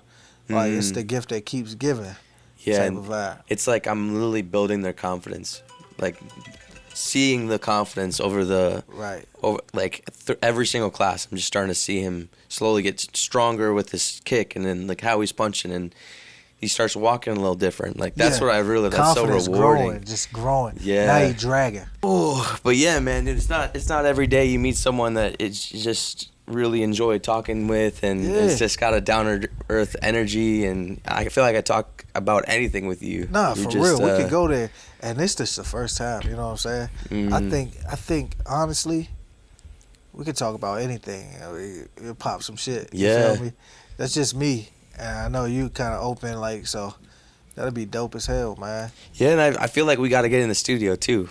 We definitely got to get in the studio, and that's nothing. Yeah. That's nothing. We right here. Because, literally, that's what I feel like is, like, I could just sense your creativity. Like, your mind works kind of similarly to mine. Yeah. And it's like it's free flowing. It's, I don't, it's no structure.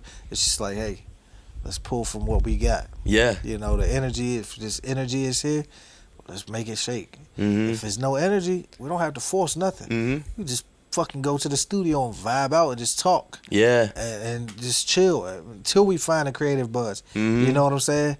And that's really that organic, that organic type of vibe. Yeah. Yeah, I feel like the best things are, there's two sides of me, because I think, you can create the best things by not forcing it. Right. But I also have learned that by putting yourself in the mindset of doing, just the process of doing, you start being productive, and then you actually get to that point where you're in that flow state where you are in a good place to create some good stuff. Yep.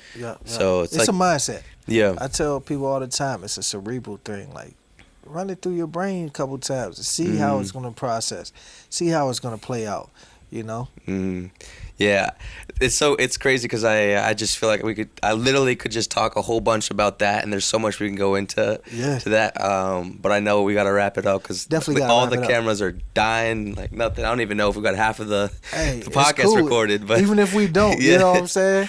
We got something. There's some gold on there. There's some gold in there. There is, and so 24 karat. Yeah. I've been watching a lot of like jewelry videos too. Like, send me some.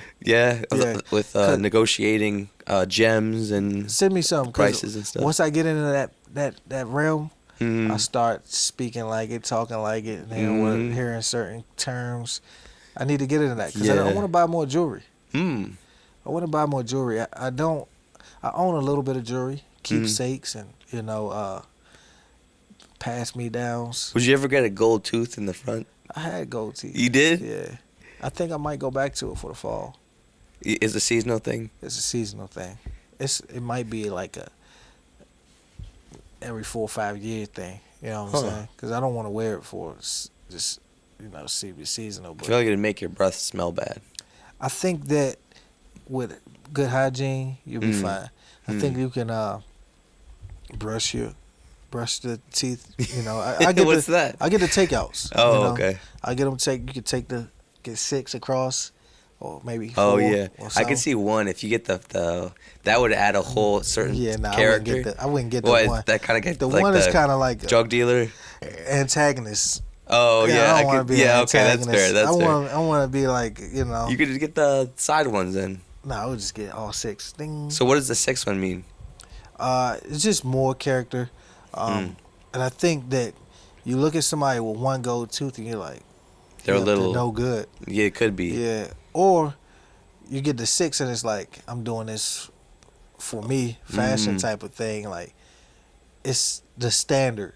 Like when you see somebody with a like grill, sharp. yeah, and then I can whatever designs I want, I can get the 2 front teeth like Diamond. yeah, diamond or princess cuts on the side, or like get it spaced out where you can just see my teeth and have the gold. Oh, in outline between. it. Oh, Yeah. that would be cool. Yeah, so I could see you doing yeah, that. kind of like a 2-tone type of vibe. So, you know, I think I might get a grill for the fall. Well. You know, fall one of my favorite seasons. Like, Oh yeah. Yeah, like what's your favorite season? I think You're like a summer guy. You know, you would think I'm a summer guy because this whole Miami vibes thing. Yeah. But I actually love the winter. Yeah, I'm a winter guy. I love the winter because the was whole born in the environment winter. changes. I was born in the winter though, so When were you born? February. Oh, I was born in July, so I just Okay. turned 31. Okay. So I like the summer, but I love having my apartment at like 68 degrees, cold. Yeah. And then when it's cold outside, I barely touch my thermostat. Yeah, man. Because I just like it love cold. But you from where it's cold at? Yeah, maybe that's why. I do feel like I'm close to the motherland when Yeah, when I love it cold. I'm a 69 degrees, Mm-hmm. 70 degrees. 70, I'll be sweating. 70 degrees. Yeah, I sweat with On the- 70. on Like the- right on now, I'm the starting to thermostat, sweat. 70? Yeah. Yeah. Like this is already kind of hot for me. Oh, okay. Yeah, this is perfect for me. Mhm. You know what I'm saying? But I do like the winter, but the fall is just it. Fall, Mm. good hoodie. Oh yeah, you You know, can good fashion too. Fashion is crazy. Mhm. Good fragrances. Oh. Yeah, the best fragrances are in the fall and the winter. What kind of fall fragrance are you putting on? So I'm a fragrance guy. It's like mildew or something. mildew. Yeah, it's the one extra moldy though. Oh, you like the moldy mildew? Yeah, the moldy one. I like the black mold. Yeah, the black mold. That's the one that when you walk past, people kind of just like It's like they start having respiratory problems. start draining. Sinuses start draining a little Yeah, bit. that's when you know you smell good. Yeah, I smell like catnip.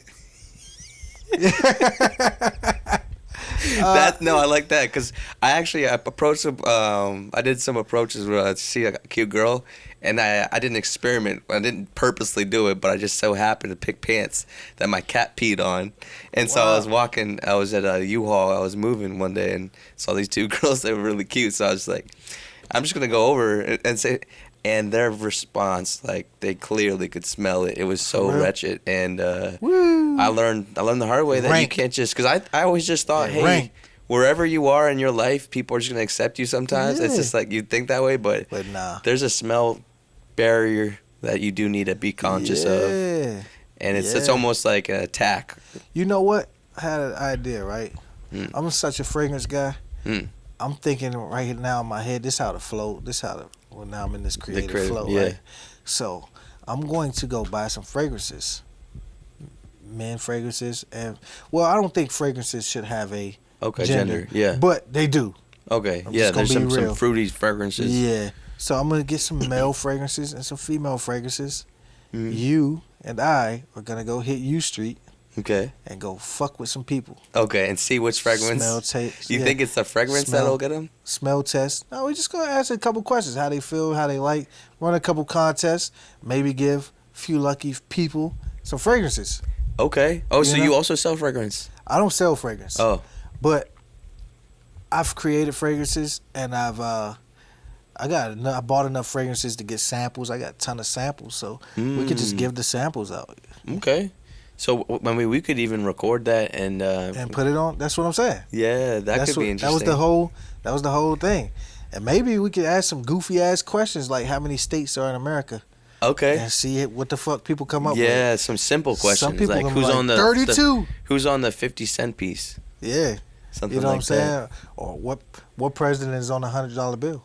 Yeah, that's an easy one. What president? Who's the Black Panther guy?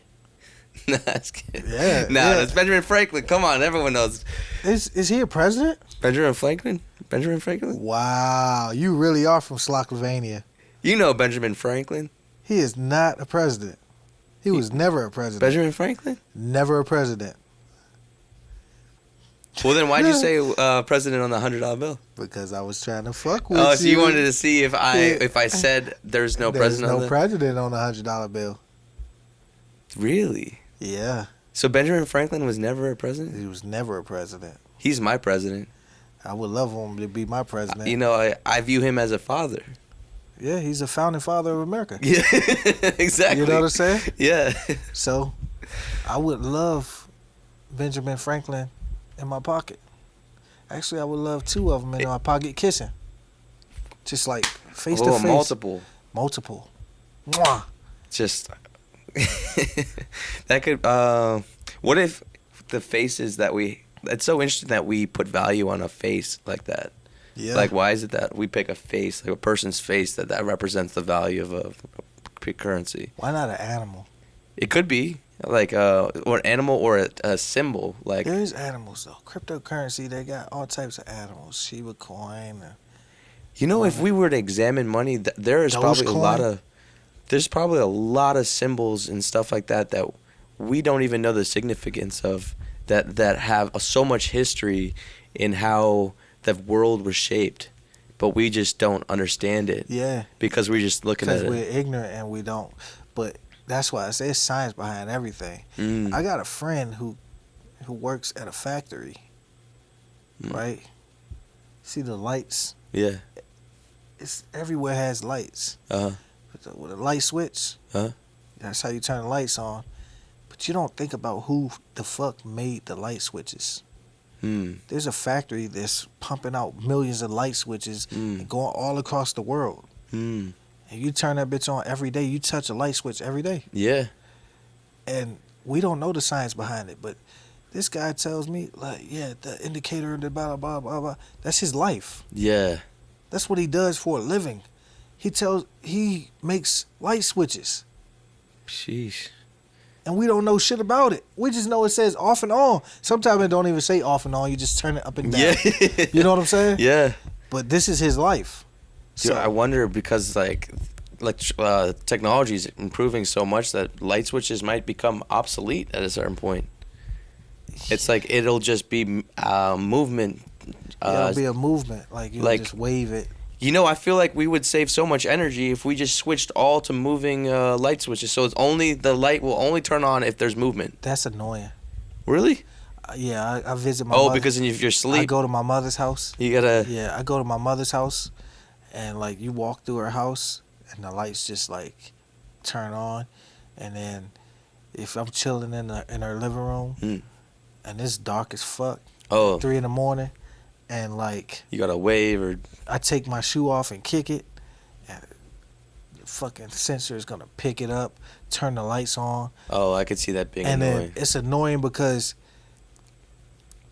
you hit the switch, and then you hit the switch to turn the lights off, and then as you're walking back, it'll turn back on because the sensor is picking you up. I see. Man, you literally got to sit still for 30 minutes for it to go off. 24 minutes. You just hold your breath, and then the light will turn off. You save the world. Yeah, we'll save the world with carbohydrates. Carbohydrates. You know what I'm saying? Yeah.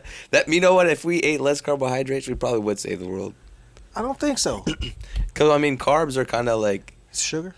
No, so there's sugar, there's carbs, there's fats. I mean, sugar is... Carbohydrates is like chips. Chips break down the sugar. Yeah, it does. So everything turns into sugar. Yeah. But the carbohydrates, I eat a lot of them. That's like my main source. That's where you get your energy from. Energy, yeah. I try to go no carbs. If you don't have any carbs, you don't have any fat. If you don't have any fat, you can't perform a lot. You'll get depleted faster. Your energy will get depleted faster. I just checked my body fat. What percent? Recently. 48? 13. What, you said 48? 48. You look like a 48 body fat percent. You know what 48 looks like? You'd have to be probably an elephant to have 48% body fat. 13, that's not bad though. Yeah, 13. And one of my friends, he had 4.6, and I think there's something wrong with the machine because there's no way that there's 4.6. No one's just walking around with 4.6. Yeah, nah.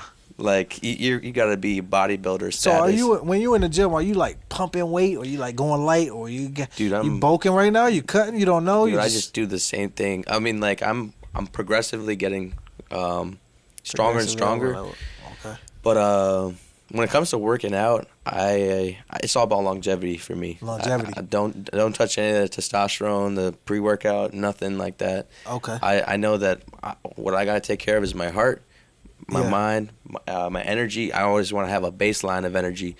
Even if I have no food in my system, I need to know that I can pull from somewhere. I'm tracking that. Yeah. So sometimes it's determination. Determination is also vitamins. Vitamins. Yeah. It's like just eating healthy, You know eating what? clean. Let's wrap this up and talk about the gym next time. Okay. Yeah. Because we could. We Hopefully it's even on. if but- it's not, hey, I gotta kick it. Dude, I appreciate you coming on, man. Man, no question, bro. Crazy energy. No, feel super like crazy, super yeah. like Yeah. great person, No, man. we're gonna lock it in, man. You know, at first, when you texted me and you said, IG, what's your IG or something like that? Yeah. I was like, oh man, he's only here for the clout. Like, dude, this Hell is. no, I don't need no That's clout. what it felt like. That's what I was like, dude. Should I even do this? Then I was like, dude, I can make other plans if you're not coming. Like, No, I was trying to do a little research. yeah, but it was like last second, so I thought you were kind of judging the podcast and you were determined. You were like, should I No, even we come? locked in on that day. I was like, man, I always wanted to do a podcast. And he was like, I do a podcast. And I was like, damn, that's crazy. No, and I'm glad you came in because all of that went out the window the moment you got here, Yeah, I and don't I was want like, no I knew fucking that you clout. had this, you just had good energy, and I was like, this guy. You'll notice about that about me, bro. I don't want no clout. Mm. The last thing I need is clout. Dude, I have no clout. Yeah, you know what I do? I take everything in stride. I give other people clout. I put other people in positions. And I take pride in that because I like to see people progress. Mm. I don't get mad when people progress. But if people do some funny shit, that's when I'll be like, wow. Mm. But I'll always push people to be a better version of themselves. Mm. The clout means nothing. Yeah, Clout goes away, that's true. Yeah, it's superficial. but character stays. Mm. You know what I'm saying? Morals, Yeah. value, that shit stays. What's crazy is that you can your morals and values can constantly be tested, and that's how you determine how much you really believe in those morals and values. Yeah. And there's gonna be a lot of things that are gonna try to put you off that path, and Right, cloud right, is one of right. them. Clout is one You of know, them. like cloud is the equivalent to validation, just needing, Yeah, it's a seeking drug. validation. It's a drug. Mm. I don't need clout. I've built most of my relationships not from clout, and the people that are around me for clout or because I got a name or who I am, Mm. they weed themselves out eventually. Yeah, because they'll ask for something. And even if they ask me for something, I'm cool with that. Mm. But like they'll eventually be like, they'll ride the wave until they can't ride the wave anymore. Mm. I'm here to help people create waves. Yeah. Don't ride the wave. I Yeah. want you to create a wave. The You know what I'm whale. saying? The whale The whale. himself. Yeah. It's enough water out here for all Yeah. of us. You know what I'm saying? Yeah, I'm very similar. It almost empowers me to empower people. Like I Yeah. feel good when I see someone make progress and that they're stepping up to the plate and they're like overcoming either their belief, a limiting Yeah. belief that they had, and I just showed that no, actually, that I just changed your belief like that. You just saw a different side of the world. And that's I want people to when they leave away from me, Mm, they'll feel an impact. mm, When I'm not around, they'll feel an impact. Or they'll be like, damn, this motherfucker has some energy. mm, Or damn, this motherfucker. So, cause it's the gift that keeps on giving. mm, You know, if I give you a gem, mm, you give it to somebody else, and that shit just helps other people grow too. You feel me? mm. Yeah, that's true. And that's where I'm at with it. Mm, I'm really trying to do my part. I'm trying to play my part in the world. You feel me? mhm. I just come from me just being that old wise owl. Yeah, owl, what I'm whale, saying? whale, owl. I guess Owl. you owl whale, owl whale. Yeah, I like that. yeah. Yeah, man. But hey, Johnny, Johnny, Yeah. John, Whichever one. Johnny. Uh,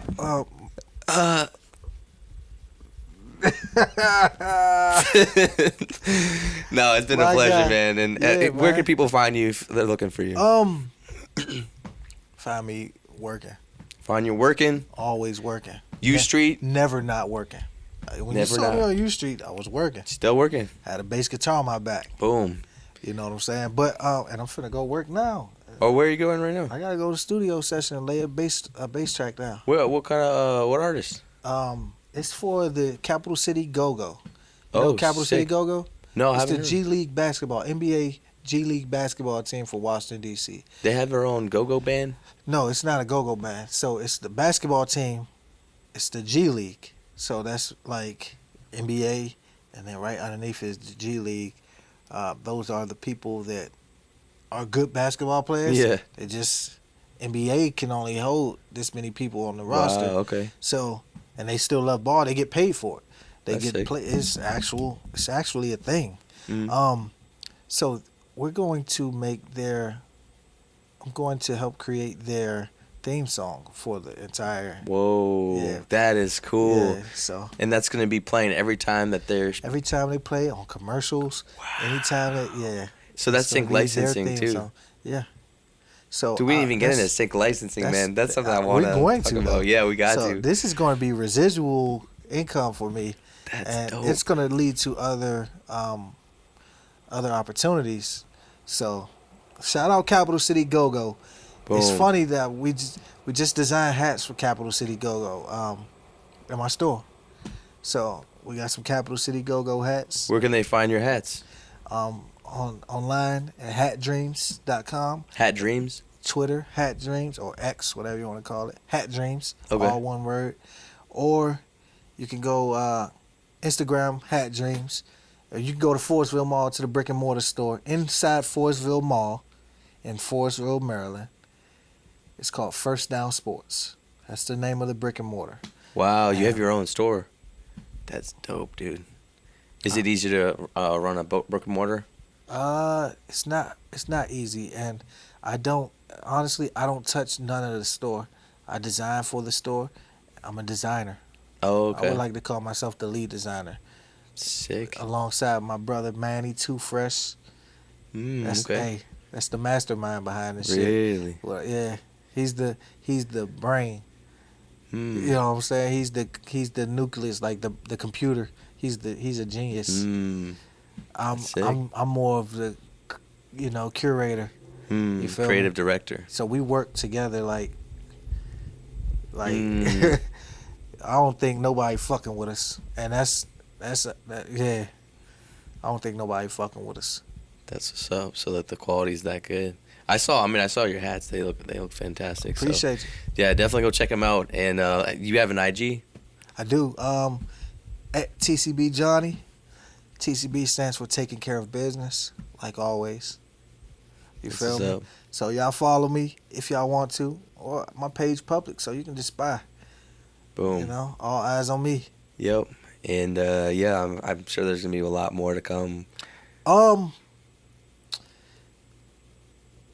I think that we are going to be on the brink of greatness. I feel like it's gonna be a lot coming from this night right here. Mm-hmm. I told you I wanted to do my own podcast. He Yeah. was like, "Shit, we'll figure out a price, yo." Yeah. But I don't even want my own podcast no more. I like your podcast. Yeah. You feel me? Shout it out. Yeah. Shout it out. Right My now, tell podcast? them- Yeah. I mean, they're gonna see it on the page. Shout it out still for my followers. Oh, we got Producer Pod. Go check us out on IG and YouTube. Yeah, just the Producer Pod. Yeah. Well, come That'd on, be bro. cool. Don't hey, don't Wait a second. Whose discredit- podcast is this? Don't discredit yourself. No, I mean, like I'd like to. I obviously shout out Plug what yourself, I do. yeah. And Plug yourself yeah, at all times. go check It's me out not- on Raivis Ordway. Yeah. Yeah, that's my producer name and production. my name. So Okay. So I got a producer name as well. Okay, It's not what's that? TCB Johnny. It's Grande Groove. Grande Groove. Big Groove. Is it Big Grande Groove? No, Grande just Grande Groove. Yeah. Grande Big Groove. Groove. Super Groove. You know what I'm saying? Hmm. So it only gets better. You know, I definitely see some part 2s, part 3s. You could potentially be a co-host. Hey, we're That could be gonna- interesting. Look, it's gonna get spicy this winter.